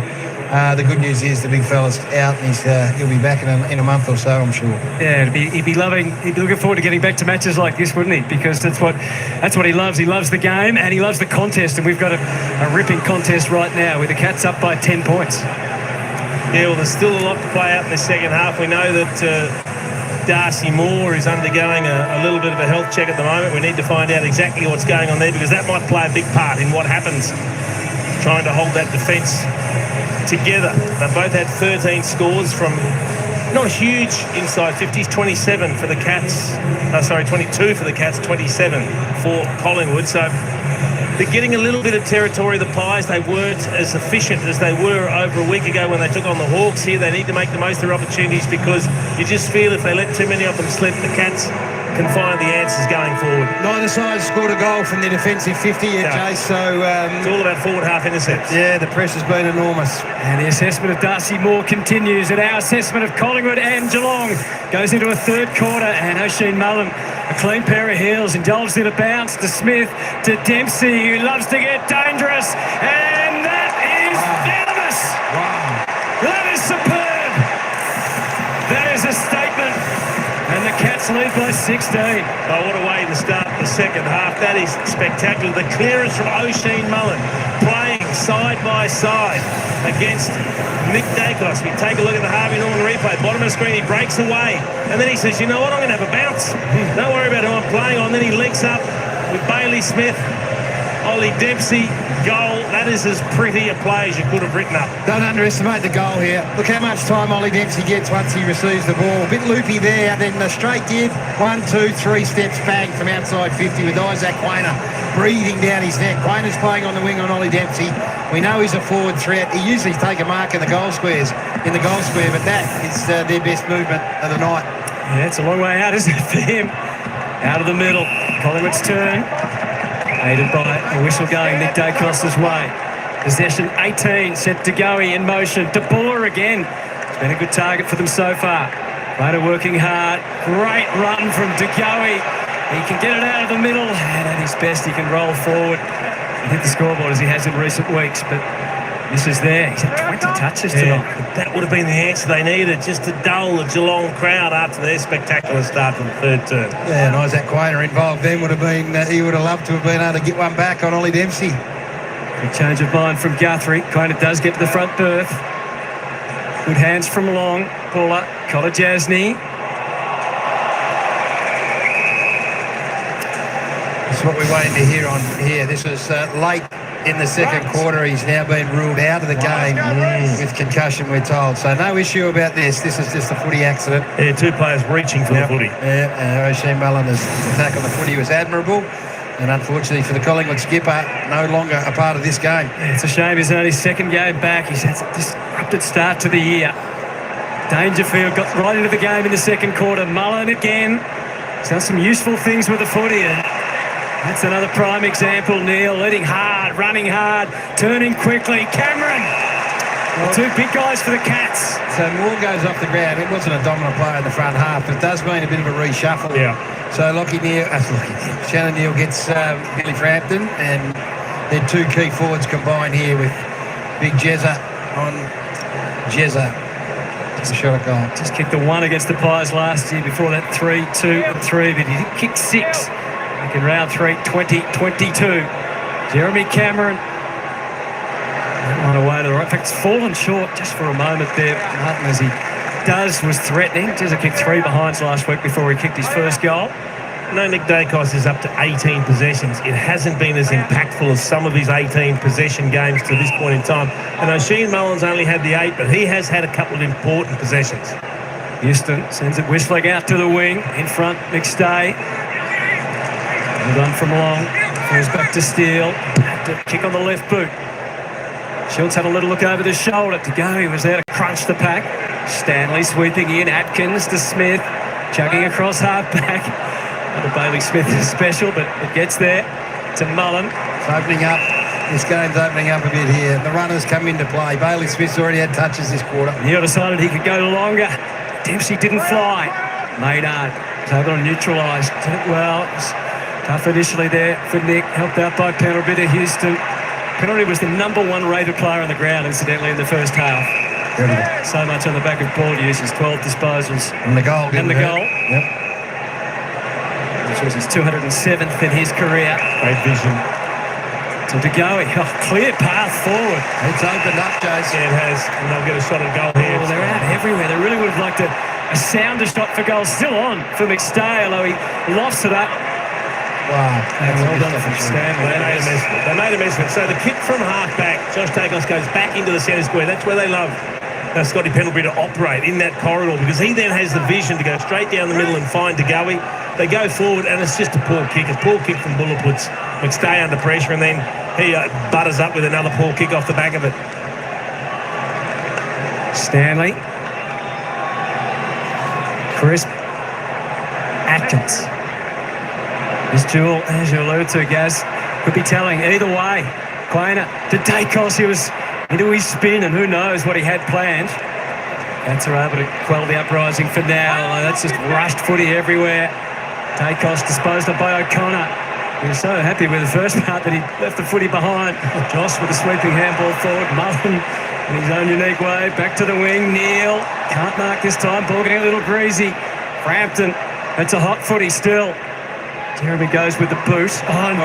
Just with brute strength and determination. Dangerfield takes a bit to bring him down, and that's a great effort.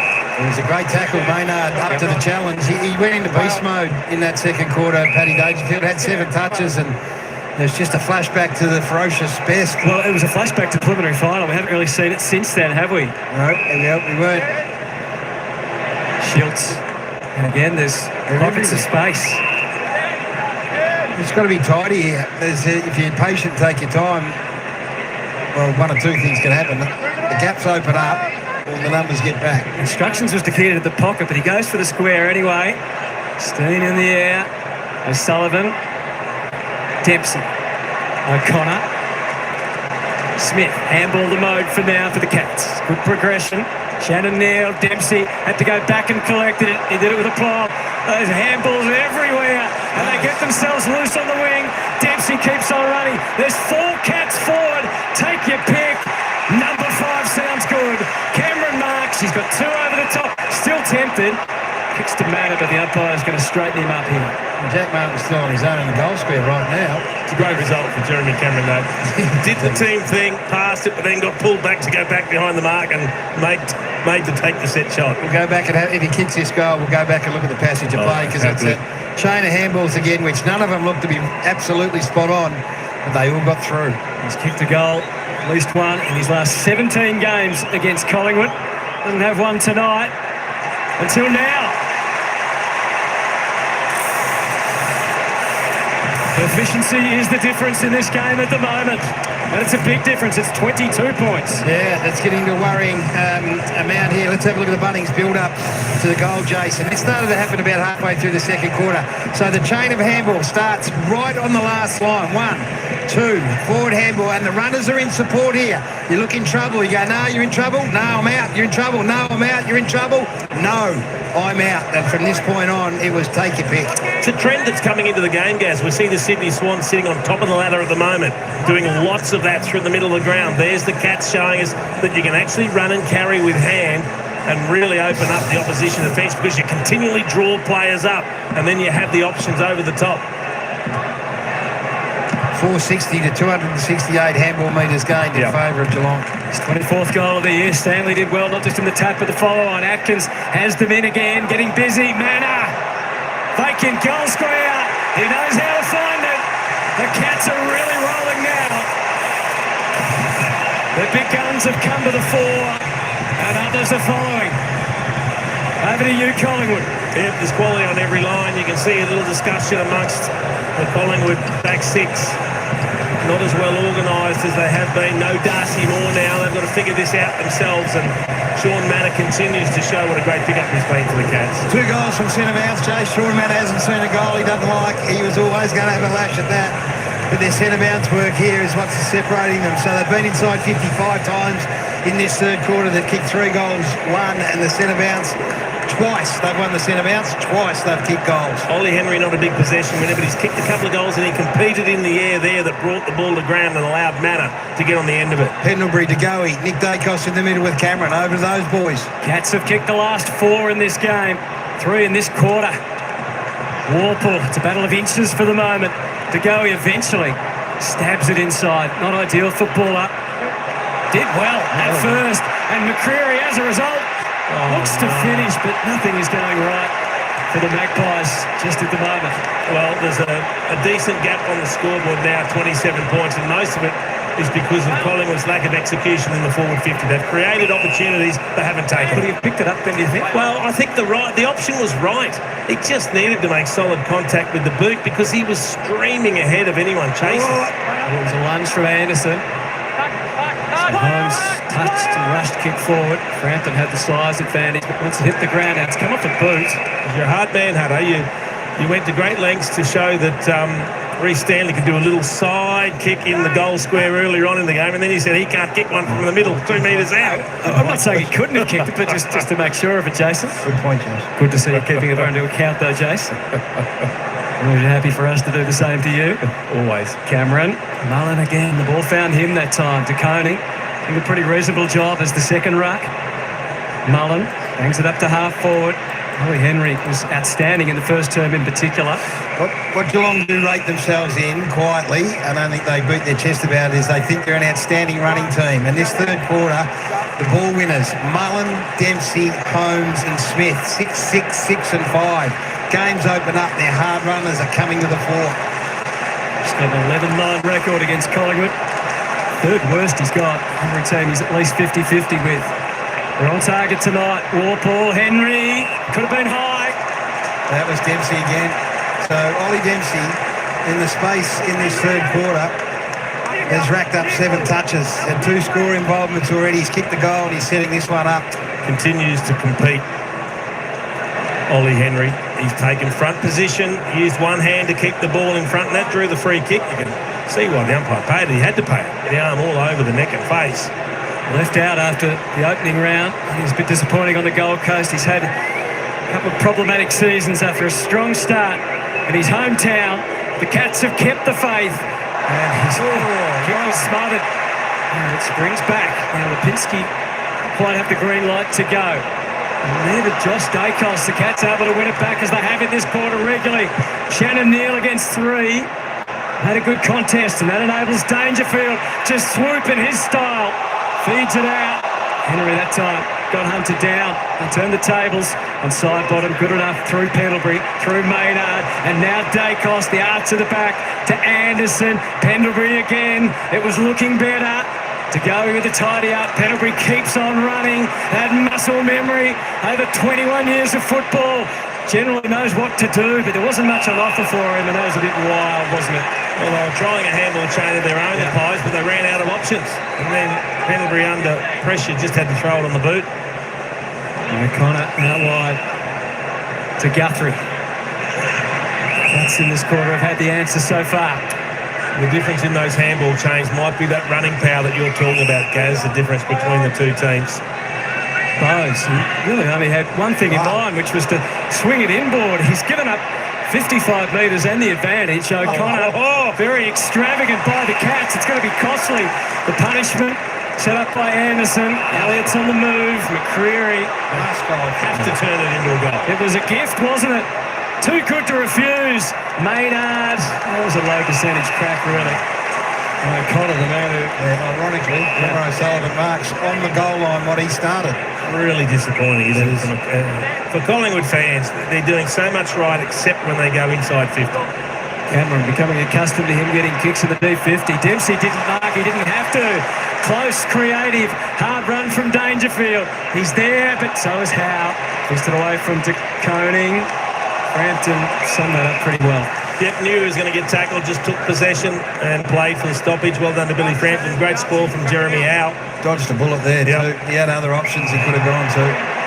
That's a free kick to Collingwood. Darcy Cameron. Ollie Dempsey makes good decisions, doesn't he? That decision to just punch the ball on there and kept it going. He's been enormous this third quarter, Dempsey. Howe, good revision of where to go to next. Ryan Steele. There's players free everywhere, so now it comes down to the execution of how well you can use the footy. Trouble is they've cordoned off pretty well, the Cats. Just took a bit of pace out, did enable him to get to the right spot, long up to the task. That's a great example of using the footy. To Schiltz, to full forward, Buller, can't mark, Cameron saw that. Elliott from the pocket, wouldn't count him out. Good defence by Connor O'Sullivan. Doesn't mind getting deep in defence, Jeremy Cameron, does he? He goes all the way back to the goal square to help out. Has that licence just to follow the feel of the game. So his opponent, Jeremy Howe, he's the last player in line in the middle of the ground. Cats have brought the pressure in this third term, as we saw. De Koning's tap. Mullen, Holmes, Warple, Anderson. And that works.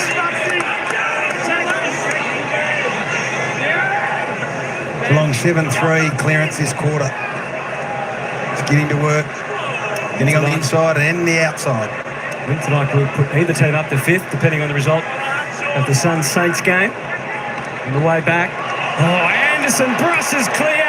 Tries to show the older guys how to do it. And he wasn't far off, was he? They can't kick one to save themselves. Opportunity after opportunity. So they've had 10 inside 50s for 3 behinds. The Cats have had 8 inside 50s for 3 goals won. Summed up the quarter there. Yep. And they did everything right until the finish. Sums up the match to some degree, doesn't it? 5-11-41 for the Maggies. It's bizarre, they were here Thursday week ago, the Pies, and could not miss. Kicked them from everywhere. Yeah, I don't know what Hawthorn fans are thinking watching on, Jason. Cameron, again, a long way from goal. Warple to O'Connor. That is an interesting call. He was told to stand. Went back to the line. That's got it anyway. Humphries stabs it down the line to Bowes. Great procession of possession for the Cats. Bruin to full forward. Ollie Henry can't take the mark. Oh, that was up. And down to Koning. Howe. Maynard. Pressure still there and applied by Martin that time. He just stood up. Still Sybomb's done some great defensive work in this. 2-on-1 with Ollie Henry about to jump on his head. Yep. And he was the one that bobbed up the footy. So they're under siege, under pressure, but they're, to all intents and purposes, the back half's holding up. It's just the ball movement that's getting him. Margin 26, Planer's kick. There's a bit of interference. Yeah, the Koning free kick. Against Lockie Schultz. He just took him out, just bumped him off the ball. Trying to protect Darcy Cameron. No subtlety whatsoever. You'll at least make it like you're putting yourself in position to mark the ball while you're getting in the way accidentally of someone. A long time to think about it, De Koning. Neil. Oh, both hands around it.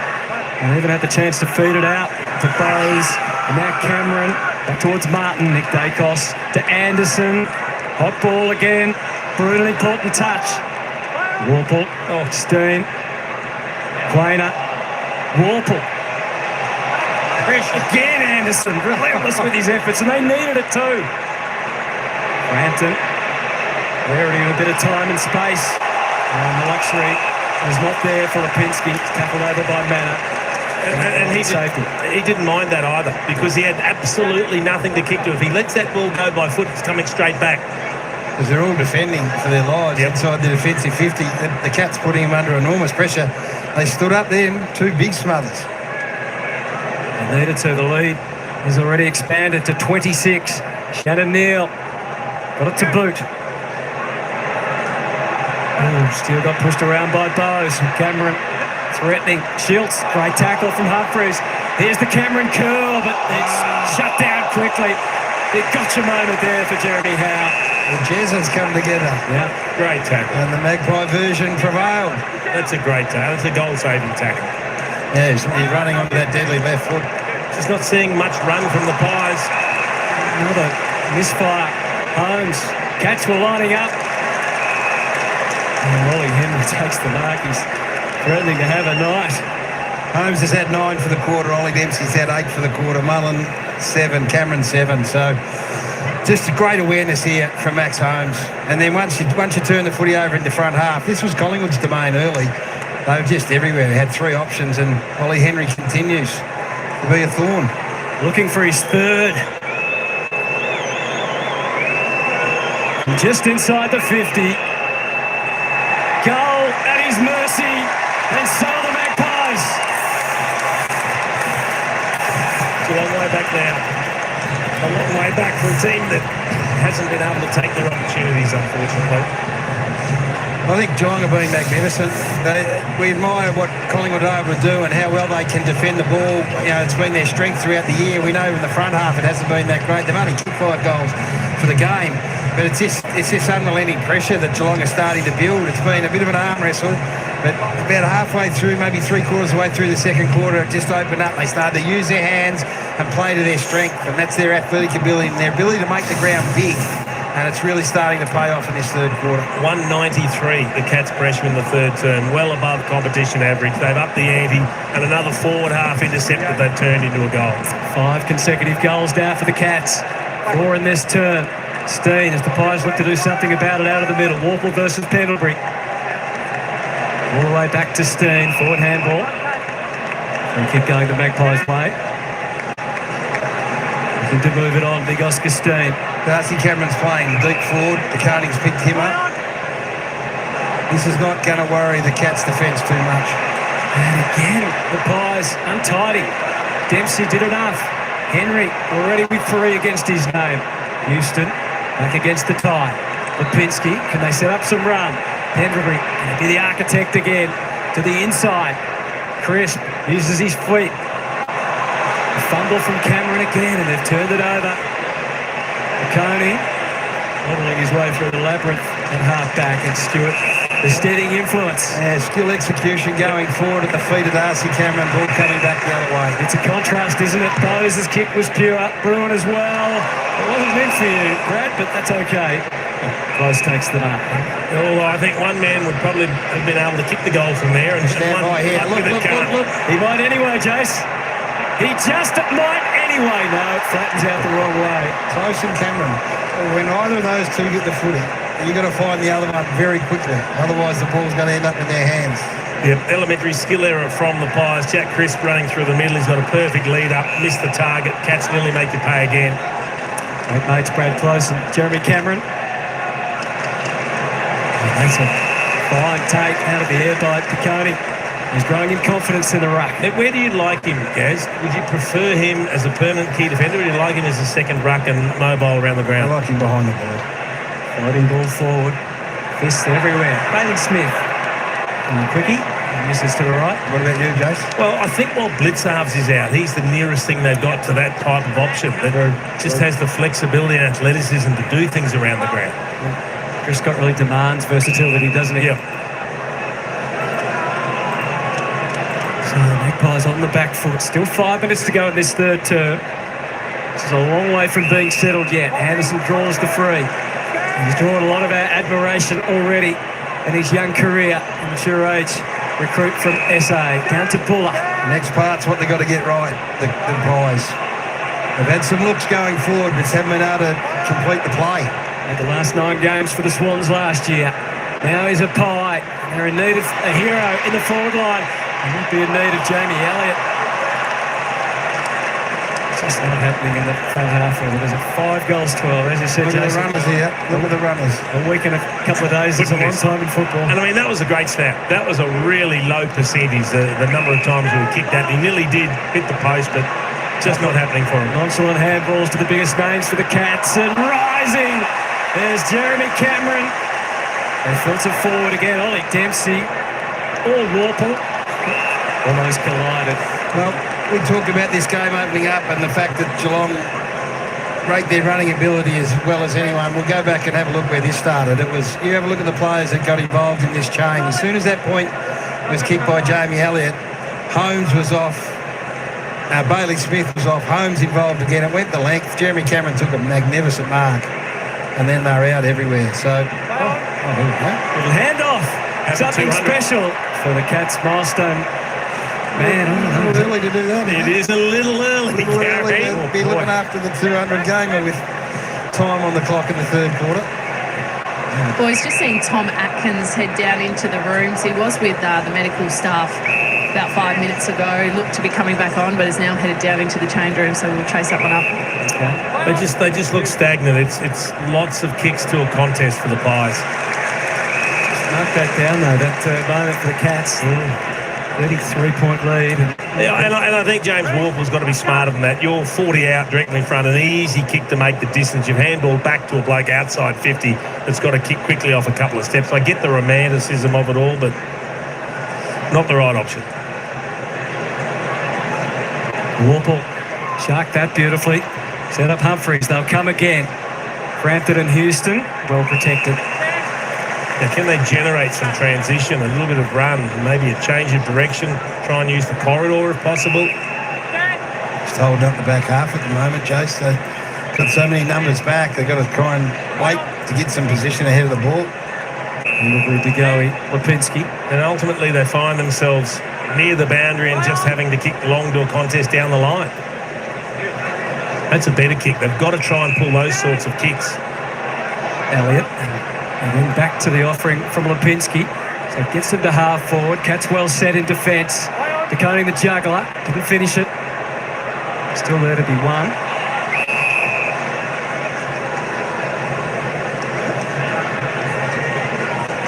Three minutes 33 in this third term, which has been dominated on the scoreboard at least by the Cats.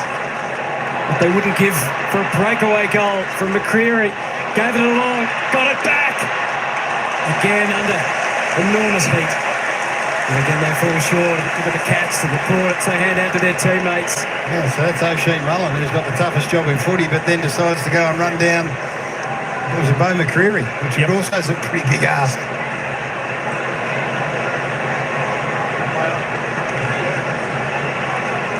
Coney out to half back. Frampton, and emphasis knocked it forward. Bailey Smith, I think he had the leg power to get out of there, but out of bounds, not a bad result. They worked his way into the game, Bailey Smith, just through pure work rate. Same with Max Holmes, the leading possession winner on the ground now with 26. Jordan Degoe, 25 for the Pies. Sits at 34 points. Magpies still goalless in this third term. Trailed by 11 at quarter time, 10 at the half. Oh, that's tunnelled out. Not deemed a throw. Guthrie with the forward handball. Houston ready to the inside to Lipinski, and then Maynard, and then Pendlebury. Can he pin the point? Not quite. Anderson not far away. Oh, Stanley put on the don't argue. Left him vulnerable. Left his team vulnerable. Cameron, Elliott. Oh, that's a throw. That is a throw. That was seen. There's been a few tonight that have gone unseen. It's a volleyball set from Jamie Elliott there. He had the ribs exposed, so they needed to get those arms down pretty quickly. He knew what he wanted to do. I think he thought he had more time and then realised, no, I'm not going to be able to take this in handball, and I need to tap it. But by then it was a throw. Just need someone for the spike. And here they go again. Look at the options. Look at the run. Neat work by foot this time. O'Connor. Oh, hands it back again. Maynard, McCreary away. Nothing ahead, Addo. Can't kick it at this stage. You can run and handball and wait for the moment. Anderson got to the 50. To go under the pump immediately. Plays it back to Buller, who plays it back to Lipinski, who plays it back to Maynard. Play it again, this time forward to Crisp. Talk about labour intensive. They got there in the end. The instructions are clear. No handballs off to any milestone bodies that happen to be nearby. Jack Crisp, famous there to kick after the siren. This game last year. Didn't quite get there. He's a bit further out than he is here. He was also on the cusp of a milestone. All we've done with over 270 consecutive games. This for his 100th in his career. Nothing has changed, it seems, in front of the sticks tonight for the Pies. Yeah, and that's right, Hutto. They kicked 93 points last week against Hawthorn, which is a fantastic performance, but they have been labouring in front of the goals for most of the year, and the reality is bad kicking's bad footy. They've kicked 5 goals in 3 quarters almost. And Sullivan brings it away, controls it well to Warple, and now to Coney, coming up from defence this time. Wobbly number forward for Manor, and Steele. Little fumble, he knew he was trying to get it back to Quainer. Shrugged off the Manor tackle, to Dacos shoots it out, back to Steele. Can they use their system? Can they launch off half-back? Pendlebury, yes, is the answer. To go, his only call came from long, and there was about 3 cats and 80 metres between them. Lipinski is able to hit that same target. Well, it's the first time they got a genuine lead from deep inside their forward line. They've been caught out of position so much because they've been defending really high, and Geelong have had such control in this third quarter that their forwards have been up the ground. This is one of the few times they've got repeat ball in their half, and Long was able to hit up from near or close to the goal square. Their last goal was 19 minutes into the second quarter. It was kicked by Scott Pendlebury. And here we are closing in on 3-quarter time, and still, for love nor money, they cannot even get close to a target. He worked really hard tonight, Ned Long. He's done a good job, that man there, Tom Stewart. He's been responsible for most of the night. He's kept him to 13 possessions thus far. He's had 14 himself. Should have rewarded himself and the team with a goal. They just haven't converted. That's close to the difference in the game, isn't it? 7-2 to 3-7 from set shots. Quainer denies close. Brought under immediate pressure, but Holmes and De Koning brought again, and Bowes gave them a way out and forward. Houston, 38 seconds. Can they construct to the middle, to side bottom? Thought about it, because they got off to Nick, but decides against, ultimately paralysed by the Cats. And what was on the horizon, it wasn't much. Houston, so they go the long way home. 18 seconds, the clock a factor. Pendlebury was available, and why not use him for a 23rd time? To Maynard, to Schultz. One last attempt. It's deep to the square, and the siren beats them, but really they've beaten themselves in the third term, Collingwood. The Cats were superb. They've opened up a 32-point lead. With a blistering third term, they kicked 4 goals for. And the Magpies, the wayward Magpies, woe is me. A 6-point third quarter. And Scott Pendlebury's team are going to have to really lift to make this a milestone match to remember.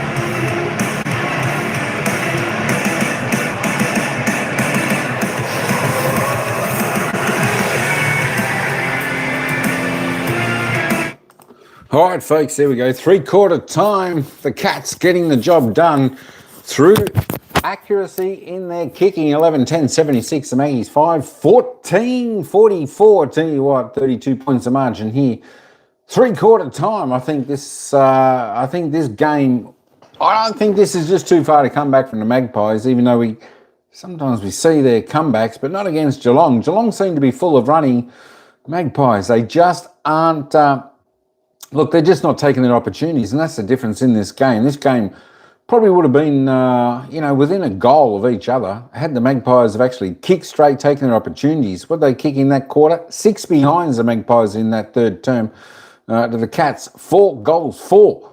Tell you what, the Magpies are kicking wayward. 2 goals, 10 since quarter time, compared to a 6-goal, 7. There we go. I tell you what. Hey, Celia, how you going? Welcome on in, Admiral Epstein.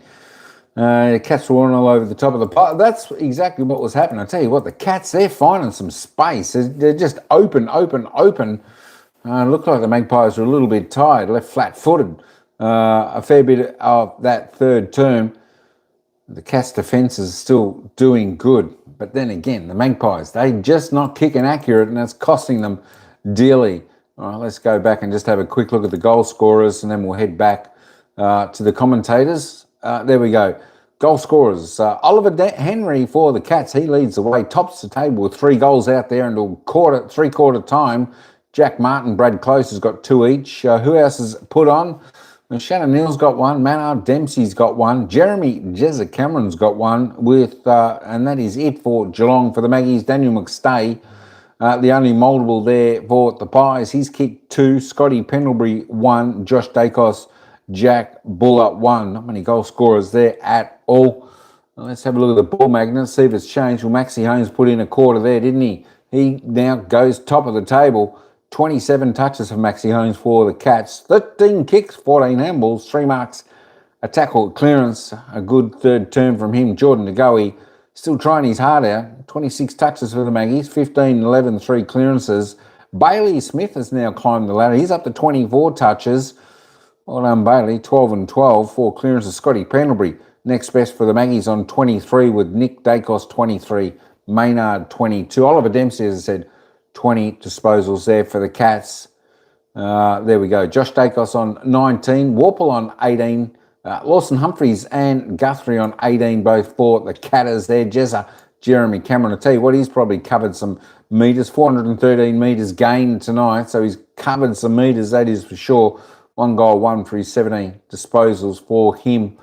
Tommy Stewart, 14 with Mullen. Dan Houston, 16. Jeremy Howe, 15 with Jack Buller. Jack Buller's had a pretty good game there for the Maggies. 8 kicks, 7 handballs, 9 marks, 1 goal, 1. He looks lively after coming from Sydney to the Magpies, I believe they were saying there. Shannon Neal, Magpies did a good job keeping him quiet. 12 disposals up until three-quarter time after a fantastic opening term.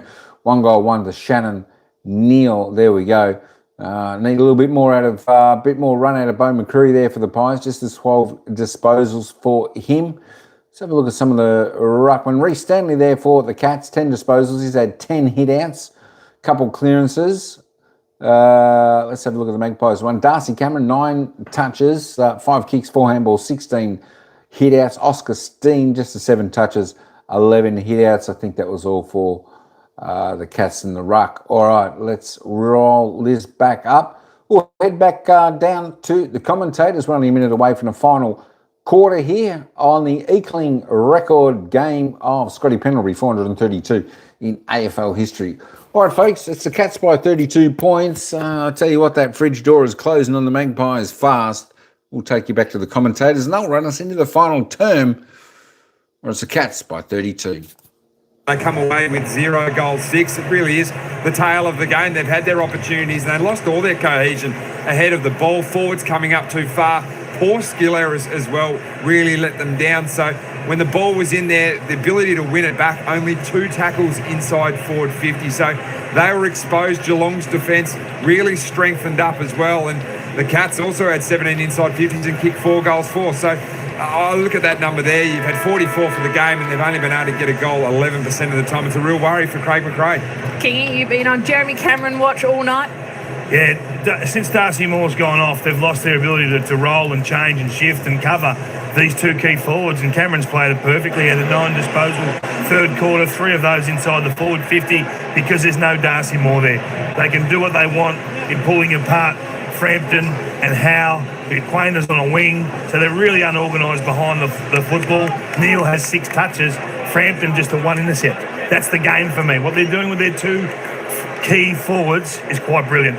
You feel for Darcy Moore, Jay. It's been an interrupted season. How's he doing? Yeah, failed that concussion test. So that's the heavy contest there with O'Sheen Mullen. He's going to miss the clash against Sydney Swans on Friday night. That means no Pendlebury likely, no Darcy Moore. They're two key leaders. He's the sore boy. Hopefully get up for that clash against West Coast in Pendlebury's record-breaking game in a fortnight. A big loss for the Pies. Dean Cox won't be too mad about it, knowing he doesn't have to worry about Darcy Moore next Friday night at the SCG. But we're good to go. The final quarter here at the MCG. It's over to Anthony Hudson. The runners took over in that quarter, Hutto. Max Holmes, 12 touches. Bailey Smith, 5 score involvements in the quarter. It's going to take something pretty remarkable at it. Disrupted play again. Jack Barton, who was critical early for Geelong to keep the minutes. Stanley decided not to give by hand, instead by foot to Manor. And the goal is there for the taking. 20 seconds is all it took. In their usual destructive manner, the Cats have opened up a 38-point lead. They started the third quarter that way. They've started the fourth quarter that way. Centre clearance, straight down, goal. You know what, I don't know what Dan Houston was doing. While this has all been played out in the middle, Dan Houston's man just drops off the back. He was never going to get me closed down. I think it was Stanley that kicks the ball to Manor. And he goes and kicks the goal. So the centre-bounce stuff's been good and strong. He could have gone to Holmes, but we looked up and he saw Sean Manor on his own. Great strength from Jack Larden in the midst of a couple of tackles to be able to break the arms clear and get a great hand pass forward. And a great source of goals when he's up and running. Had a really quiet patch, but back in form last week and continues that on. Kicked 4 goals from centre bounce tonight already, the Cats. Surging again, Smith looking for the captain, and the captain strides out. Well, they got a chance to turn this into a percentage boosting now. Just feels like they've nearly broken them. Well, this could be 5 from centre bounce. So Patrick Dangerfield's had a couple of moments. He hasn't been the dominant player by any stretch of the imagination, but there's been some moments that says that he's still got work to do in the 2026 season. And he's done his best work late in the year. We saw that last season with a dominant display in the preliminary final. Can still play a part. We thought 6 was good. How about 7 in a row? And Patrick Dangerfield joins the list of Geelong goal kickers. And the list is growing all the time. The margin is 44. So that's 5 goals straight from centre bounce. What do they average from centre bounce for the year, Jace? They average 16, so they've virtually doubled it. Yeah. And they look like they're going to do a little bit more damage as well. They're scoring it better than 50% every time they go forward, which is a great execution rate. So 40 inside 50s for 23 scores. That's a great return. 44 points. Their running capacity says they're not finished. They'll continue to run this out. Tagoe and Pendlebury and Nick Dacos have been brave, but they're just getting overwhelmed at the moment. 12 disposals and a goal for Paddy Dangerfield tonight. His best return of the season already. So Josh Dacos in the middle. A different look, and they get a different result going forward. Not on that occasion. Isn't that the difference? One centre bounce goes one end, Dangerfield, they hit him up. And at the other end, it's kicked and there's an intercept mark taken. Kind of sums up what the boys were talking about three-quarter time, not taking advantage of your inside 50s. That's with their own possession game. Through Holmes to Smith. Just creating a lot more space, the Cats. They look to have more run in the legs, and it's opening the ground up. 53 disposals between Holmes and Smith. To help celebrate on the momentous occasion for Tom Stewart, the must-love Cat.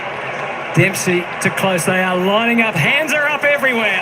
Again, it's right options. Right options. There was a really good tap on in that chain. I think it was O'Sheen Mullen who decided to tap the ball on because he was about to get collared.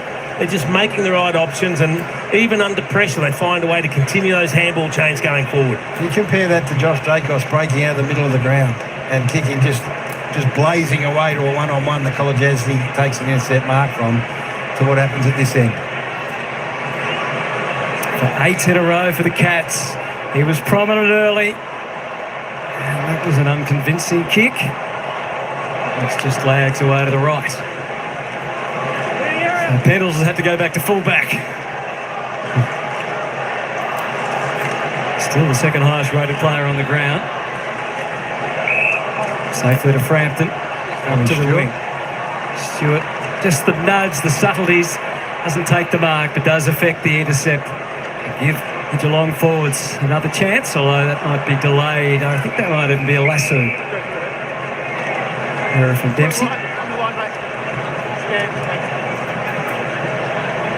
Just got to wait for representation down the line here. They can't go long at all. To go, his form's been a positive for them. Yeah, Reece Stanley's down the line. Cameron goes to even up now. 27th disposal. An unconvincing one as well for De Goey, but he made good to half forward. McStay leaping at the footy with confidence, but Holmes doing what he had to do defensively. Talk about those player rankings, Hutto. Nick Dacos, the number 22 ranked player on the ground. O'Sheen Mullen, number 14. So doing a great job. That's been a big win for the Cats thus far. He had 8 touches in the third quarter. Yeah, at 100%, O'Sheen Mullen. Big fist away from Stanley.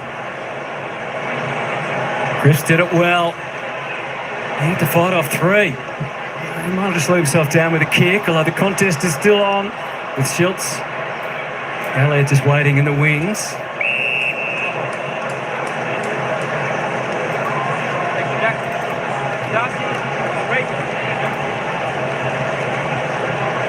It'll be just waiting off ball if it spits out the other way.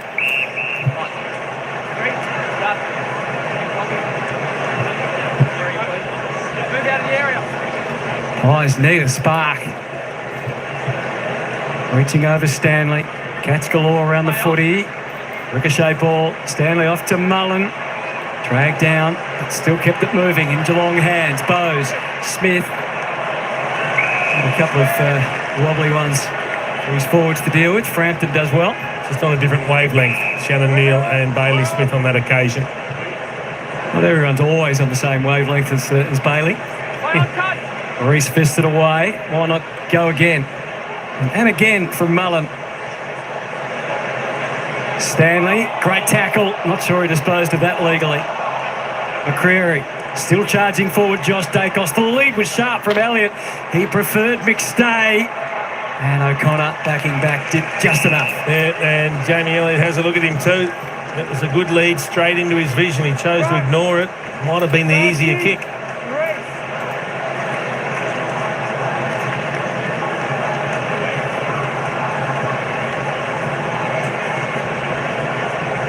Cameron versus Stanley again. It fell for Elliott to Dacos. Even he can't even score. 24 possessions, 15 kicks at 47%. Nick Dacos today, just the one behind. Safe return from Stewart to Lawson Humphries and across to Paddy Dangerfield. Played 22 times against Scott Pendlebury. Great kick. That was a fine kick. Left behind initially by Bowes. Shoots it out to Bruin, who can use Bailey Smith. And Bowes to the inside. Tries to make up for Shannon Neal. It might have hurt his hand. Popped the finger, I think. Got it away, though. Still thinking team. Bowes. He's trying to put it back in. He can't. Oh. They're always fun. But you just have a look at that again. When the ball left the half-back flank here, there were 3 Geelong players who were at the contest who were next to the ball down the line. Shannon looks at his finger here and is still sitting on the boundary in there. Doctor, trying to rip it back into place. Anyone that's had dislocated fingers, they're not fun. He's still going. He's going to have to come off. Still to Quainer, the half forward, jammed the kick, and it's cleared everyone. Okay, he's back. He's good now. Back in. He's off and running.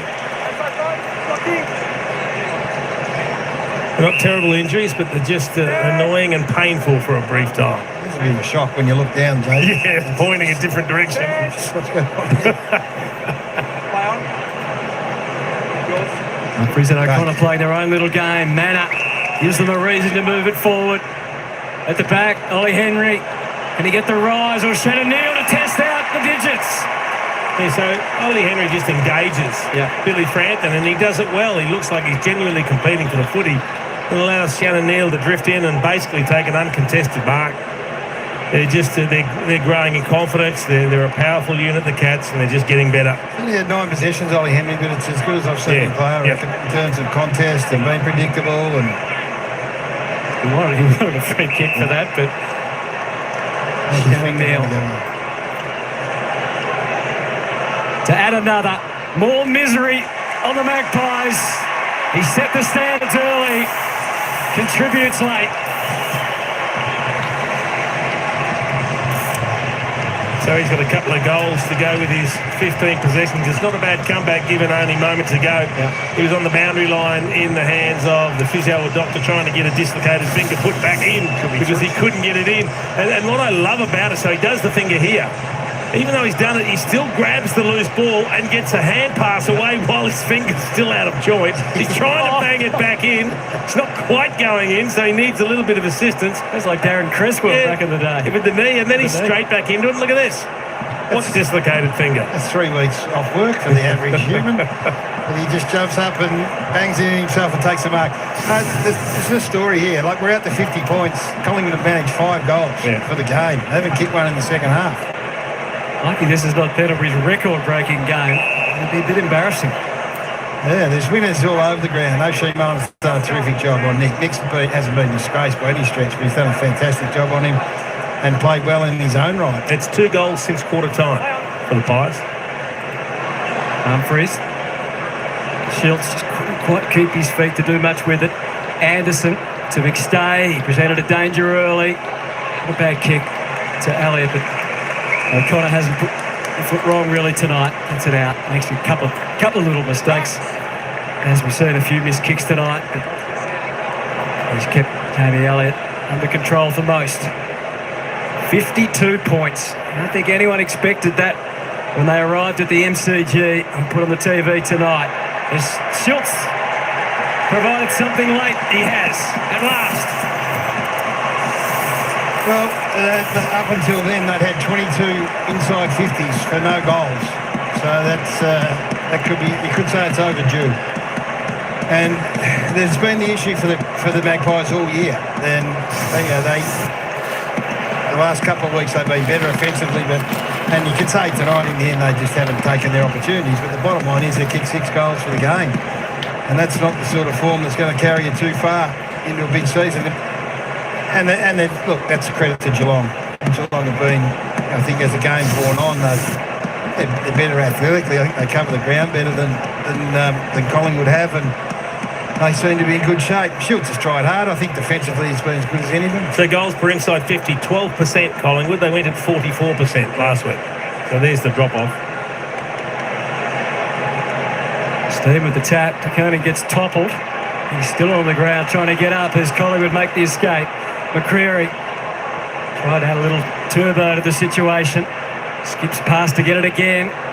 Awkward entry. Anderson back to Lipinski. He's also having a milestone. He's 150th, and he's part of one of their best goals of the night as Anderson steps forward and does what few other Pies have been able to tonight. And that's 2 quick goals, can you believe it? How often does that happen? It's a great finish, but it was a sloppy build-up. They get the good clearance out of the middle, and Bo McCreary takes a bounce, but then delivers an ordinary hand pass to Lipinski. He eventually gets it back, delivers an ordinary kick along the ground inside 50, but then it gets mopped up. I mean, this has been symptomatic of the way they've executed in the forward end of the ground, but Anderson good enough to make something out of nothing. A give and get and a great snap.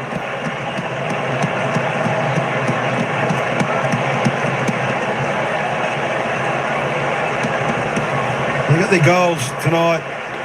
Collingwood to kick 4 goals from stoppage and 3 goals from turnover. They need to make teams play more from turnover. They've kicked 3-7 and Geelong have kicked 7-8 from turnover. So again, they've had chances. Can it inspire them for more? Geelong out of the middle through Smith and Warple, and Frampton denies Neil this time. Bowes need the ball to behave, which it does. Snaps it back like he was shooting for goal. He was trying to kick it down to Neil and Henry. Out comes Dangerfield, and everything changes around him. He gets to his feet. Out to Manor.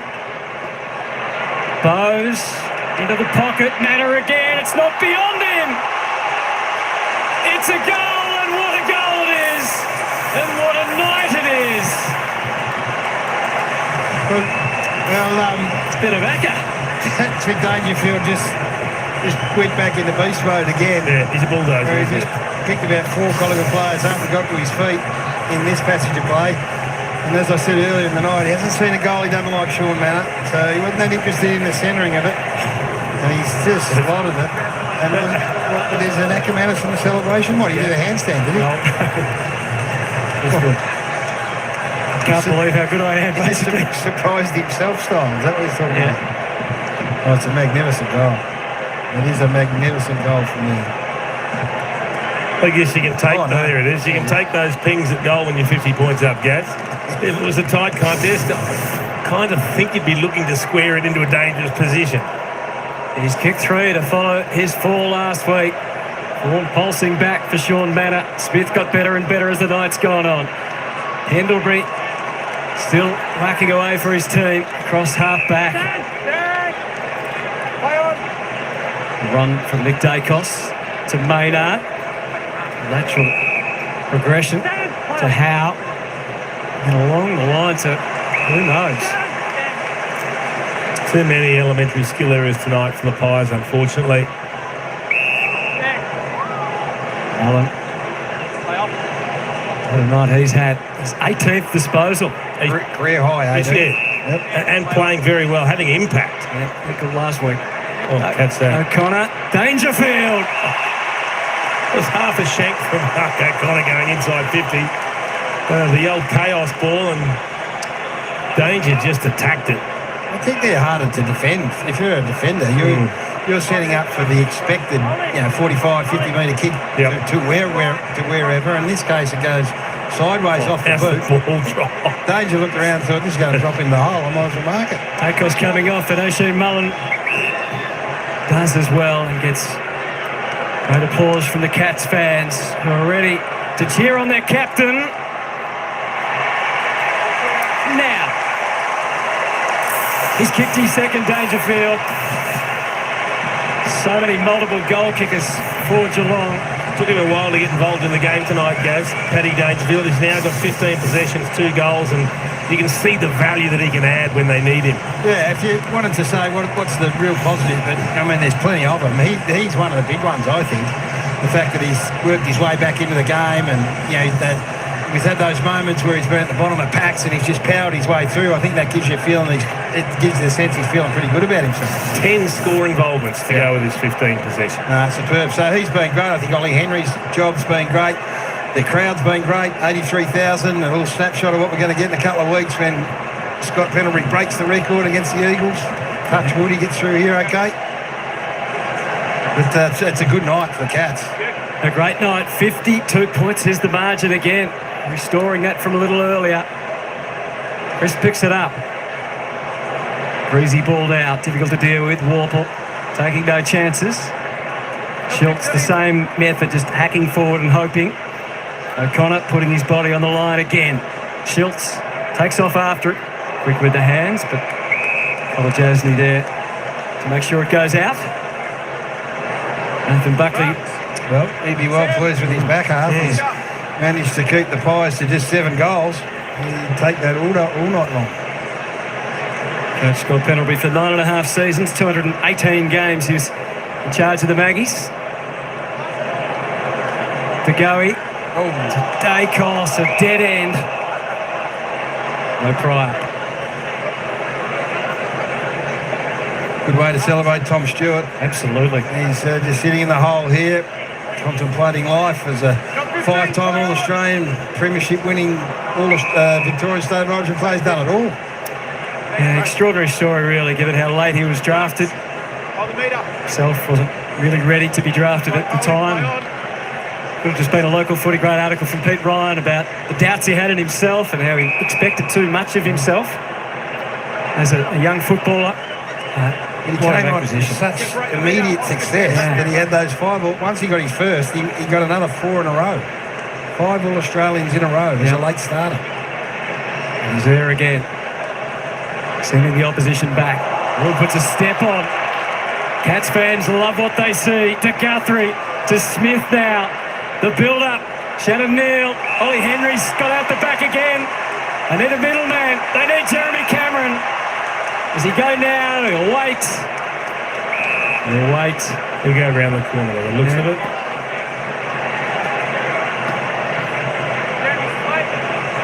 Bailey Smith's an incredible player. He's had 12 score involvements from 33 possessions. Looks like he wouldn't blow out a candle. Number 1 rated key forward in the game this year. A reigning Coleman medalist. Never did it. Well, Jordan DeGoey on the other side of the coin's had 11, so they're the only two in double figures from a score involvement point of view. Geordie's had 29. This is most for a couple of years. Yeah, which is the real positive for the Magpies. Nice collect. And half back for Long. Schultz hammers it forward. Well positioned. O'Connor. And his job again. Cross half back. Another versatile cat in Bowes. And Jeremy Cameron just pops up at half back, can you believe? Yeah, he's 19th disposal coming up. see how many of those are going to use 50. He'll just be getting his steps up, Jeremy. Only 6 of those inside the 450, so been very comfortable up and out, letting Shannon Neal and others have their way. 6 multiple goal kickers for the Cats, and Jeremy Cameron's not one of them. Yeah, it's worked. It's worked really well. Ollie Henry's accepted the responsibility. Going to crack here. And Taconi, quite comfortable in that scenario. Didn't take the mark, so it allows the Magpies to get it to Buller. And suddenly they've been able to hit the target. Neatly done by the 2 big guys. Buller puts it through for his second. He's tried hard. 16 possessions. Jack Buller, just a little bit of heat going out of the game the last 10 minutes or so, and Collingwood able to hit the scoreboard, put a little bit of respectability on the scoreboard. Should have kicked a much higher score given the opportunities they had earlier in the game, but finally starting to make a couple of them count. Start thinking about next week. If you're Chris Scott and Geelong, is the 5-day break, Thursday night, grand final rematch up there against Brisbane. Does he start to manage it a little bit in these last few minutes? Paddy Dangerfield would he play off a 5-day break? Still doesn't look happy with that goal being kicked. They're never happy, the coaches, are they, even though the job's done? Never. Stanley battled away manfully at his return. Dacos though. Cameron, DeGoey, hunted successfully by Warple. Oh, that has to be holding the ball, surely. Trying to run away from him. Great hunt down tackle, doesn't get rewarded. Warple quickly on the boot, quickly forward for the Cats. Jeremy wasn't far away. Martin influential early. Mullen again. Brilliant service from Mr. Sheen. His game is just getting better and better and better. 19 possessions. He's had 8 score involvements, 4 inside 50s. He's just so single-minded, isn't he? And when you look at the rankings, Gaz, he's kept Nick Dacos to the 25th highest ranked player on the ground, and he's number 9. And Ollie Henry, an opportunity to kick 4 goals. Kicked at it pretty hard. It's trying to work its way back, but this is the opportunity for a 4th against his old mob.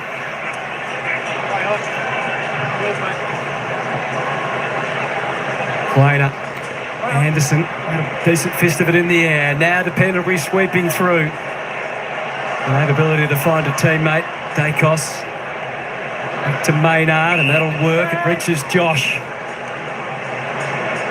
6.5 minutes. They work their way through. To half forward. Still Spring in the step of Stewart. Wonder if he might stroll forward for a chance to kick a goal.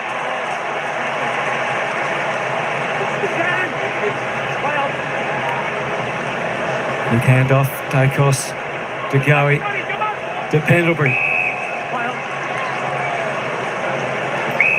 Still trying to set them up. Cameron. Fair to say the sting's gone out of it right now. Got a couple of questions as Bowman Crew. I keep calling, you've got to get his hair along again, Bowman Crew.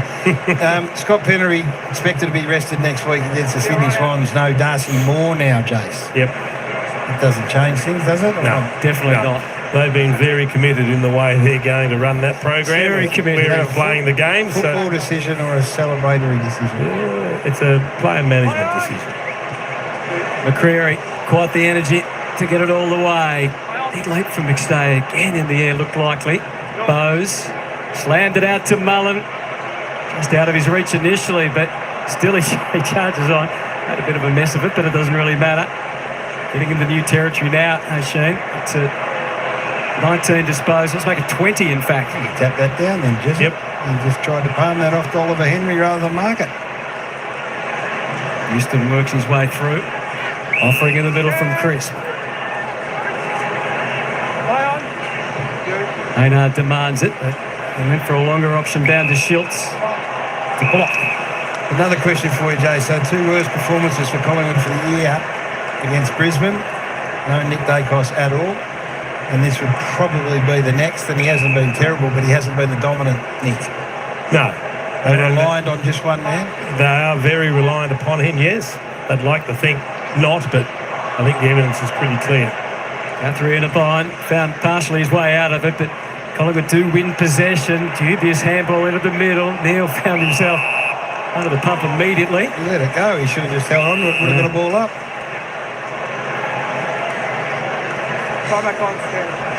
This is a blowout by standards when these two teams met. As we said, the last 7 occasions, 22 points was the biggest margin.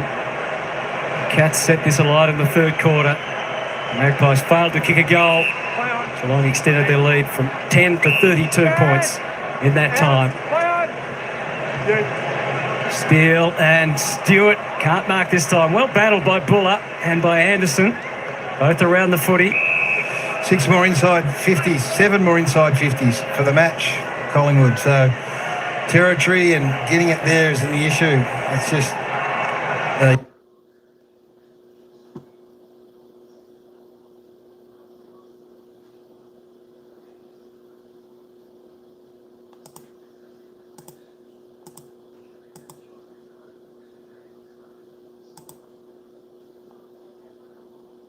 It's a big build-up. Houston out to Steele. Even that doesn't quite work. Manor full of defensive vigour still. Another positive is Sean Manners back into a bit of form. We know that some of their small forwards have been so important to them over the journey. Okay, yeah. No, with injuries, to have Sean Manor back in this sort of mix is a good thing. Brian Myers played today in the VFL. Yeah, he got through. Smith.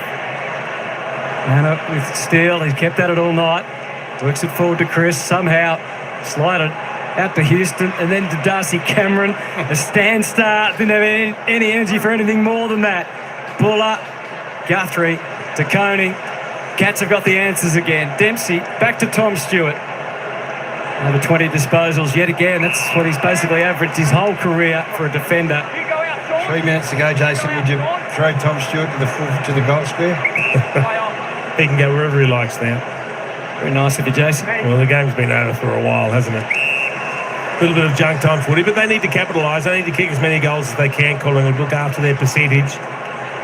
Take something away. I think Tom Stewart hasn't done in his career. He's kicked too many goals. Just 7. I think the desired outcome is all that he was after tonight, Tommy Stewart. He'd be a very satisfied and proud man tonight, as Bo McCreary lines up for the Magpies at 9th. Oh, shoot. That just about sums it up. He shanked a few tonight. Bo McCreary. Oh, no. just give it back. That's not one that's going to go under the time capsule, I wouldn't think. Well, at least that one is hooked through. Daniel McStay, who looked quite dangerous early in the night, has been able to snap it through. So I think we know where the Cats are going to be. They're going to be contending again. This is a very talented footballer that's got the ball in his hands here. It's one of the better kicks in the game, we think. Just a lazy kick, wasn't it? Where have you got Collingwood slated? Somewhere between 7 and 12. Yeah. Is it? the front half, I mean, the back half of the ground has stood up throughout the year. They've given up 110 points tonight. Been overwhelmed a bit. Darcy Moore out, threw them around, but this is a pretty potent outfit, full of runners, full of hard runners that are going to give you good looks. Better territory tonight, though. They had 59 inside 50s, which is a big improvement. Cats get their handball going again. Still hungry for more. Reece Stanley got a little ambitious. Just dribbled it inside 50. Bruin under siege. Flips out to close. Just handed off between Henry and Neil. Bruin again over it. Wild kick. Anderson hammers it and hopes. Minute 25. Humphries. Much time to put together one more goal. The Cats fresh off their biggest score of the season last year. Deep to Henry. Oh, he can't quite mark it. He's still nearly goaled it. In fact, he has. What a night for Ollie Henry. A personal triumph. And he is capable of the unexpected and the freakish. And he showed it again there. That's a great effort. 4 goals to his return, guys. But the ability to fly, nearly take a screen, but then bounce off the jump, grab the crumb himself and finish. Super goal. And the thing that it does is it gives them the option of playing Cameron in a different manner. Now, you suspect when the whips are really cracking that Jeremy will spend more time inside 50 than not, but to have this string to their bow, let him play up the ground at various stages and have Ollie Henry be... The thing that struck me most about Ollie tonight is how competitive he is. Yeah, he's got to more contest, guys. Yeah. He's never been a high possession winner, although he's picked up 12 tonight, but he's got to a lot more contests. Ball squirts out. Dacos, Mullen after him. Got him to ground. And Smith was there to pick up the crumbs. He's 38 disposals. Bailey Smith. Lipinski. Bruin wears it from McCreary, who doesn't know how to tackle soft. 39 for Smith. Bailey Smith's just worked into this game over and over, and his relentless running just allows him to be impossible to man up again. I think Jai Simpkin did an unbelievable job last week because he's just cracked this whole game open. He and Holmes again. Yeah. That makes 70 disposals between them, and there's 40. Time to sweep a little more. Mullen collected on the way through. 25 seconds left. Up against the line. Dacos works his way up to the footy. Mainly only Cat supporters left in the house, I think it's fair to say at this stage. And the kick doesn't quite reach its intended target. The big scratcher takes the mark and he goes for a torpedo. There was a scrubber, but it might get out the back. Cameron taps it to Bowes. And the siren sounds, and the Cats are smiling. They honour their champion, and what a champion he has been. Tom Stewart, 200 great games. Collingwood will have to wait to do their bit for their superstar. 2 very different football journeys. The high pink of Pendlebury equals the game's record, but no celebration for the equaliser and the Magpies tonight on the scoreboard. He remains an absolute champion, but so too is that man, Tom Stewart. Yeah, it's a great night. It's a great night for the Geelong Footy Club. The 54-point victory would be the absolute priority. No injuries, and get set up for whatever comes down the track. And Tommy Stewart's going to be celebrated and lauded as he should be. Collingwood players are getting to him, and I'm sure they're doing the same to Scott Pendlebury. But it was comprehensive in the end. It was an arm wrestle early, 10 points at half-time. They cracked it open in the third quarter. They kicked 4 goals. And the man himself, the 200 gamer, is with our own Cat Lockman. Serious way to celebrate game 200. Tom, congratulations. Big win in the end too. What do you think worked so well for the Cats tonight? I think it was some of all its parts, to be honest with you. I feel like every cog was in unison and worked really well. And we talked about it in the build-up to this game. You've got to take the game away from Collingwood because if you let them hang around, they're an amazing team. So, solid outing from the boys and really grateful. And how proud are you of your efforts in the back half in particular to keep them to 9 goals? Yeah, it was awesome. As I said, it felt like everything sort of clicked tonight for us. The boys around the middle were amazing. Forwards ahead gave us a great contest, and it felt like we could squeeze up and close out the releases. So, bloody cool night. Craig Cray told us pre-game that Ned Long had a job to do regarding your influence on the match. How did you find his company early on? Ned's a quality player. He's obviously super fit and super strong, but I felt like I had a pretty good influence on the game. So happy to be out here, happy to be playing good footy, and it's pretty cool. So game 200, did this feel unreachable in your late teens in the South Barwon days? It did, Kath. I don't think people quite understand when I do say it feels like I'm living my dream, because I am. Might sound like I'm taking the piss, but I'm so grateful to be at this footy club, and every day's so special for me. I know a lot of great Geelong men help you get here, in particular Matthew Scarlett, but I wanted to ask, closer to home, would you be here without your wife? Oh, absolutely not. She's a special woman, and I looked down the race before and I saw her, and I see the kids, and it's a hell of a ride footy, and I'm so grateful to have her along my side. How are your emotions running out with the kids? Because you seem to really let that out. That meant the world to you. It did, Kath. Yeah, it was really special. It's a moment that I have looked forward to for a really long period of time, to be honest with you. The young fella bolted off on me, and it was pretty funny to see, but I think he wants to get out there and play with the boys. But special night, special club, and so grateful. Go and enjoy this. Congratulations on game 200. Thanks, Kath. Had the heartbreak, of course, of missing the grand final with concussion last year, Tom Stewart, and he carried himself so well and won so many admirers. A big embrace out in the middle. We're seeing the coaches there with Chris Scott and Nathan Buckley, but Tom Stewart went over and gave Scott Pendlebury a hug of respect as we can head down to that man himself. No one has played more games of AFL footy. Only one has played an equal amount, Jack, as Scott Pendlebury. That's correct, Hutto. Down here with the man of the moment, 432 games. Quickly, Scott just won on the night. You came up against a pretty slick Cats outfit. It's probably the best we've seen from them this year. Yeah, we knew what we were coming up against, and I felt like tonight they just moved the ball really well. They defended us really well and put us in really awkward positions, whether to come forward or hold back. And they were super slick, and that's why they're one of the best sides in it.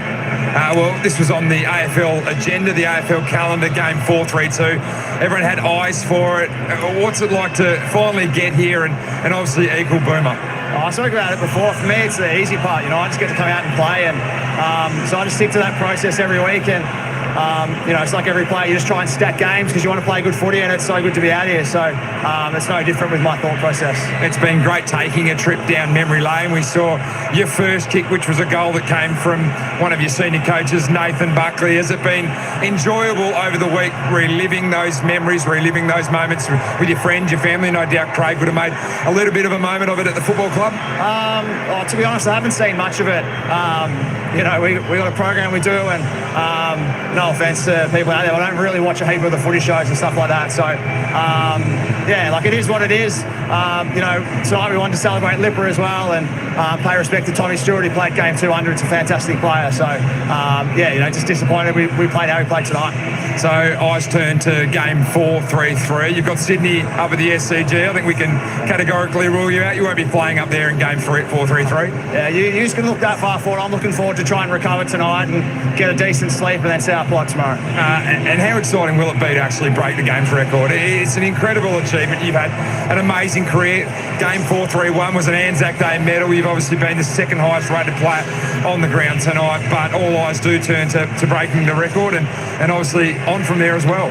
I think that's the thing that I feel like people are forgetting. It's post that as well. I'm not just playing one more game and it's done. So, I'm excited for it. We're going to get going because we're lining up for Tommy Stewart. So, thanks everybody. Well done, Scott. Congratulations. There you go, the champion from the Collingwood Football Club, and will break the games record soon. Very boys. You did your best, Jack. I think Pendles, as we said, with his eye on doing the right thing here by Tom Stewart, and then the big celebration will be in a couple of weeks' time here at Twilight. But Tom Stewart with his kids Arthur and Charlie, Emma his wife, boy from South Barwon. Kick 40, it's hard to believe. He just loves footy, Hutto. He does. Had a bit of experience with him with this state team, and he was as excited and up for the whole thing as anyone. He just loves the game. His kids love it and being involved at the elite level, and what a transition he's made. It's as smooth as you could possibly hope for. He's so loved by his teammates too. He's always got a listening ear to them, and he's one that they do turn to, knowing that they can trust him. He's just an unbelievably good player. That's the other thing. So strong in the air. I read that article today from Peter Ryan as well. He talked about the fact that he always had pace, and that held him in really good stead as a defender to be able to play close enough to get to the contest if he needed to, but also to go and intercept. So he's a jet. They've got an absolute beauty there, and will go down as one of the all-time greats. 45th cap to become the total game player. That's certainly one of the absolute choice Geelong players. And what a win to just celebrate. Super win.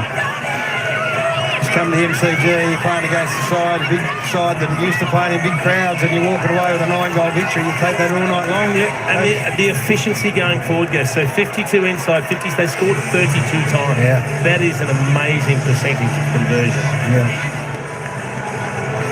Bailey Smith ends up with 40 touches, Max Holmes with 33, so the longer the game goes, the better those two blokes get.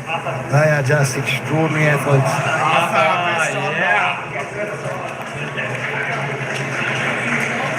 And the Cats make it 4 from the last 5. Haven't really hit their straps this year until tonight. Danger gets through and has some nice moments, so that's another big tick.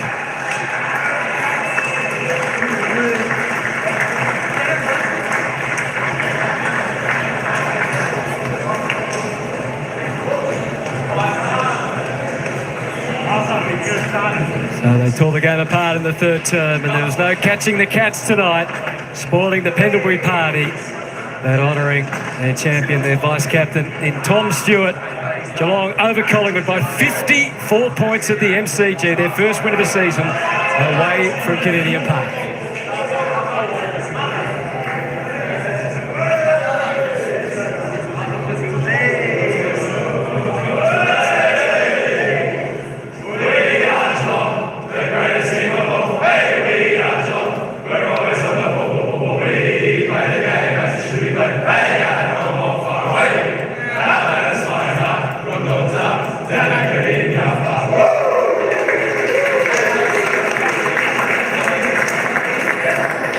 All right, there we go, folks. So the Cats running away with this game. Big victors, 54 points, 9 goals over the Magpies. 18-14, 122. The Magpies, 9-14, 68.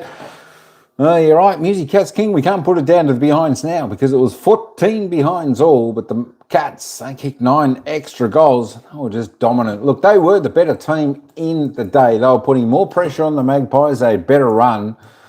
Tell you what, they did look like they picked up a bit of speed tonight, and yeah, they're just a classy outfit is Geelong.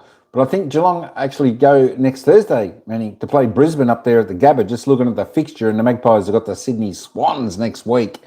There we go, that is the game. But I tell you what, the Cats, 7 goals for in that final term. Magpies, 4 goals straight. If only they could have kicked a bit straighter early. But it wasn't to be tonight. And, of course, Tommy Stewart celebrates his milestone game. And, of course, Scotty Pendlebury celebrating, equaling the game's record. Of course, 2 weeks' time. Disappoint a few Pies fans, but it will still be good to hear all the stats. I couldn't do it after the loss. I very much... no worries. That's all right. I tell you what. Look, I think the Pies might struggle next week against Sydney. Of course, Sydney are just on fire, and of course they'll come out and they'll win the game-breaking 4-33 against West Coast. The Cats, I tell you what, they're going to get, when they play Brisbane, I think they'll give Brisbane a bit of a shake-up there next week. That's going to be a ring-a-ding-ding game. I think I'd have to have the money on the Cats up there against Brisbane. After seeing how the Cats went tonight, they were pretty good. All right, just for you, let's have a look at the stats, and then we'll have a look at the ladder to see how far that climbed, because they would have picked up a good percentage bit tonight, would the Cats. Let's have a look at the goal scorers. We'll go for the Cats first. Oliver Henry, he topped the table out there this afternoon. 4 goals, 2 he did for the Cats. Sean Manor with 3 goals. Of course, you had a few with 2. Shannon Neal, Jack Martin, Paddy Dangerfield came into it in the last term with a couple, the Bull. Brad Close also with a couple. Oliver Dempsey got 1. Jezza Cameron, Jack Bowles, and that are your goal scorers for the Geelong Cats. For the Magpies, Daniel Mustay ended up with 3 goals. Jack Buller, 2 goals for the Magpies. He had a cracking game. Lockie Schultz, Scotty Pendlebury, Josh Dacos, Angry Anderson, there we go, kicked a goal for the Magpies. Bailey Smith. Wow, did he have a final term or did he have a final term? Tops the table, 40 possessions for Bailey Smith, 7 clear of Maxi Holmes. Bailey Smith, 21 kicks, 19 handballs, 6 marks, 2 tackles, 6 clearances, kicked a behind. All he had to do was kick a goal and it would have been a fantastic stat sheet for him. But 40 possessions, well, he jumped out of the ground, certainly in that second half, did Bailey Smith. Maxi Holmes also did a lot better in that second half, 33 touches for him. Jordan Ngoe, best for the Pies, on 31. Nick Dacos had his lowest possession for the year on 29. I think the lowest he'd had so far this year was 31.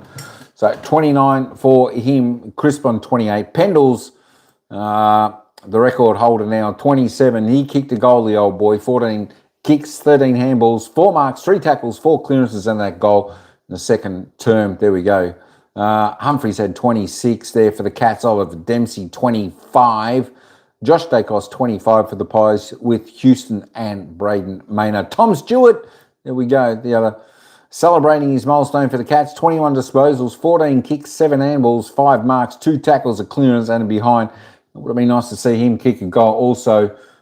Been a star for the Cats for a long, long time. There we go. Jamie Elliott couldn't get on the board this evening. Just a couple of points for the Maggies with his 21 disposals.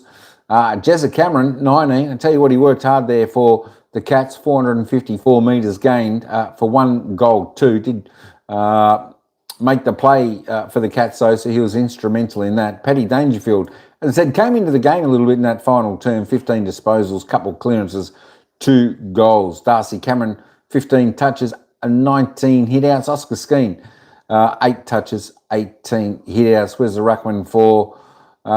there he is, Reece Stanley for the Cats. He had 17 touches, not too bad, 17 hit-outs, 3 clearances. You want to have a look at the team stats? Well, the Cats got on top. I'll tell you what, it was a tight game. They were just better use of the ball. They were a little bit more composed. And I tell you what, they're fantastic with their handball connection is the Cats. With their run and their speed, they just link up well. They just know where their players are going to be. They were plus 14 disposals overall. Inside 50s, pretty good for both teams. 52 inside 50s for the Cats. 32 scoring shots. That is fantastic. The Magpies, 59 inside 50s for 23 scoring shots. So their efficiency inside 50 was a lot better tonight. 57.7 in their season average. Pies also a little bit better tonight, so that was good. Free kicks, tell you what, the umps let it go a bit tonight. It was a nice low free kick count, 11 to 15, only 26 free kicks given for the game. I know plus 4 to the Magpies, but it's good to see the ball rolling. The Pies won the hit-outs, they were plus 11, 26, 37. Clearances, absolutely deadlocked, 35 apiece, 13 centre clearances apiece, 22 in the stoppage clearances. As contested possessions, 126, 123, tight there as well. Just looking at the marks, Cats took a few more marks, 118, 101. Marks inside 50. Tell you what, both teams ended up with plenty of opportunity. The Cats certainly did take their opportunities when presented. 21 to 18. That's a big number. Marks inside forward 50. Cats a little bit better in the contested mark. Just want to have a look at this tackle count down here. 46, 56. Magpies lifted it up there. They were plus 10 in the tackle count. 9 to 13, plus 4 in the inside 50. I tell you what, this is a part I actually like to see the Cats pick up a bit. Their tackle count. I know they put a lot of pressure on the opposition. I'd still like to see this climb up. Their average is 62, so it's pretty high. They usually do bring it, so you can't complain too much about that. All right, let's load up the ladder as it stands. All right, so there's only a couple of games left in this. My gosh, where is it? Yeah, that's correct. Only 2 games left for this round. Of course, Melbourne and West Coast tomorrow, and Richmond and Adelaide. But if you have a look at the teams that played tonight, Geelong and Collingwood. Geelong move up the ladder. They're up into the 5th spot now. Music Cats King. There you go. Can you believe it? They're up into 5th spot. After played 9, there's 6 wins, 3 losses. I tell you what, 120.4. They got a nice percentage boost out of that game tonight. So that keeps them above the Gold Coast Suns. A ring-a-ding-ding. Collingwood dropped down to 9th position after playing 9. 4 wins, 4 losses and a draw, 18 points. They are a game and a half outside of the top 6, just hanging on in there to the top 8. Of course, still with Adelaide to play, I think the Pies will at worst be 10th on the ladder after this round. But there's your live ladder. If you're a Geelong Cat supporter, you're happy they're climbing the ladder. And of course, next week they play Brisbane. That's a big game for both teams. Whoever wins that will go above the other and possibly jump up into 3rd spot, depending on who Hawthorn play next week. Of course, the Hawks next week, they play Melbourne, so that's going to be a cracking game also. So this could really leapfrog Geelong up into 3rd spot next week if all things go well. Of course, Sydney played Collingwood and Fremantle. I'm just trying to remember who Fremantle play next week. The Fremantle play Essendon, so you'd think Fremantle would win that. But that was the live ladder. Some of the stats there, marks inside 50, tackles inside 50.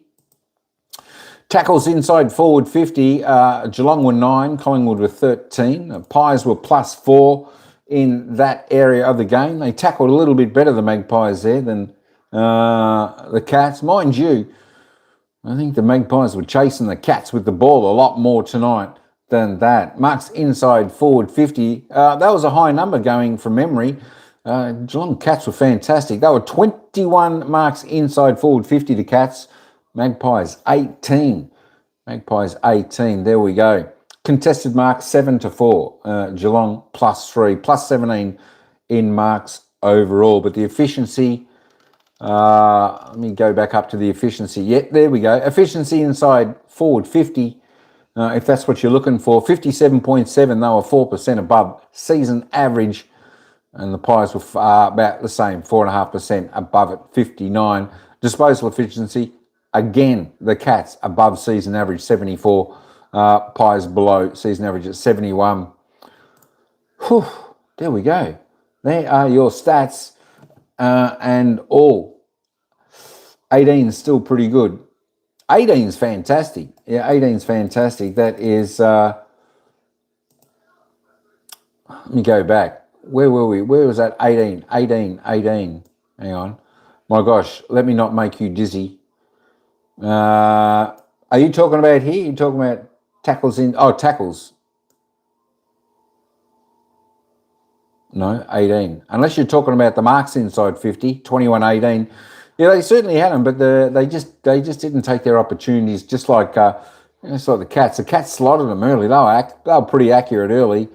5-3-7-6, 11-10, a little bit wayward, but they pretty much took the opportunity when needed. And of course, they come against some of the run of play when Collingwood had a fair bit of the ball and just kept missing. And the Cats would just go back down there and slot a goal and take the momentum. But there we go. I tell you what, it was a good game up until half time. Even three-quarter time. Well, it blew out to about 33 points. It was a cracking game up until half-time. But certainly the team that was the better, and pretty much the better throughout the night, was the Cats. Deserved winners here tonight. Down there at the MCG, the crowd, I didn't quite hear the crowd, but it did look like it was 80+ thousand. It did look pretty packed for a couple of nice milestone games for both clubs. But hey, folks, that's about all I've got for this one. Whew. It was another good day of football. Another good day of football. Just to wrap up on the winners so far this week. Freo defeating Hawthorn 88-73. Brisbane Lions defeating Carlton 100-89. Western Bulldogs had a victory over Port Adelaide 74-72. Sydney had a win over North Melbourne, just 105-97. A goal. The GWS Giants got home for a win, 103-89 over Essendon. The Gold Coast Suns had a victory up there in Darwin over St Kilda, 89-60. And of course, the Cats big winners over the Pies tonight. Games, as I said, tomorrow: Melbourne taking on West Coast at Marvel Stadium, and Richmond taking on Adelaide at the MCG. But 20 plus is what typical age. Yeah, look, I agree with you. Some of the players for the Pies are certainly coming of age. I think you might get a couple of retirements next year. It wouldn't surprise me if, as I said, Sidebottom might retire. And it wouldn't surprise me if Pendle's actually kept going for another year, just with his general like out there. He's a fantastic decision maker out amongst some of the younger players out there, and he can just steady the fort a little bit on time. So it wouldn't surprise me to see him actually go on next year.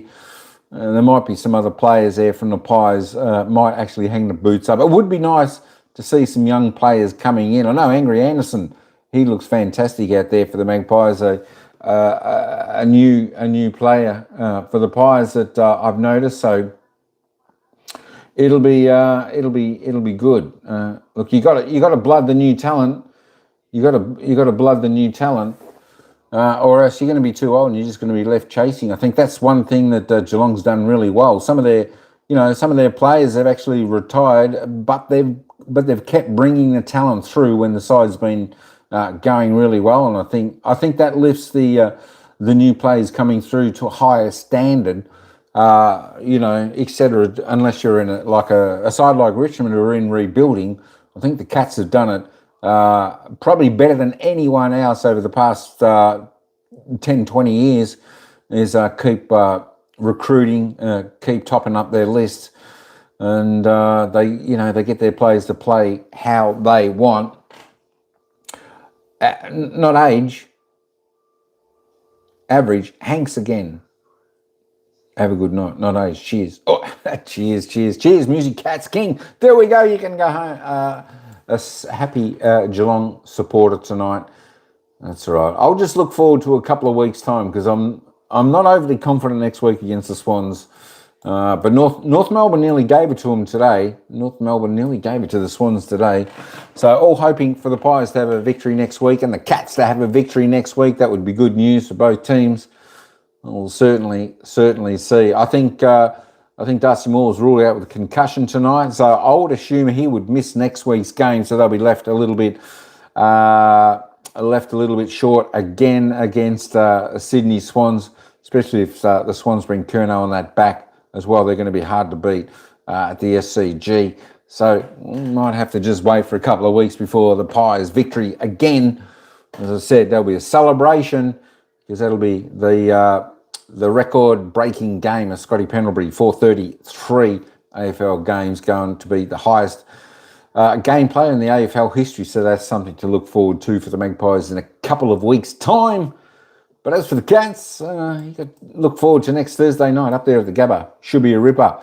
All right, folks. Hey, thanks everyone for tuning on in. Don't forget, we had the poll. 67% went for Geelong, so well done to everyone in the live chat who came along. Hoops Holding said, hi, how you going? Thanks, Music Cats King. Everyone else for coming on in. Of course, Addy was there. Marcel was there. Paul was in there. Celia was in there before. The Admiral was here. Ruler was there also. And Julian was there also. A lot of people dropped on in to listen to this great match today. Oh, all right, folks, I'm going to go and have a coffee and put my feet up. It sounds good to me. All right, folks, hey, thanks all for tuning on in. Appreciate the support and well done to all the Cats fans out there. Big victory, well-deserved win. Don't worry, Magpies fans, we'll be back there soon. All right, folks, that's it. I'm over and out. Hey, until next time, ciao for now. We'll see you at the next game.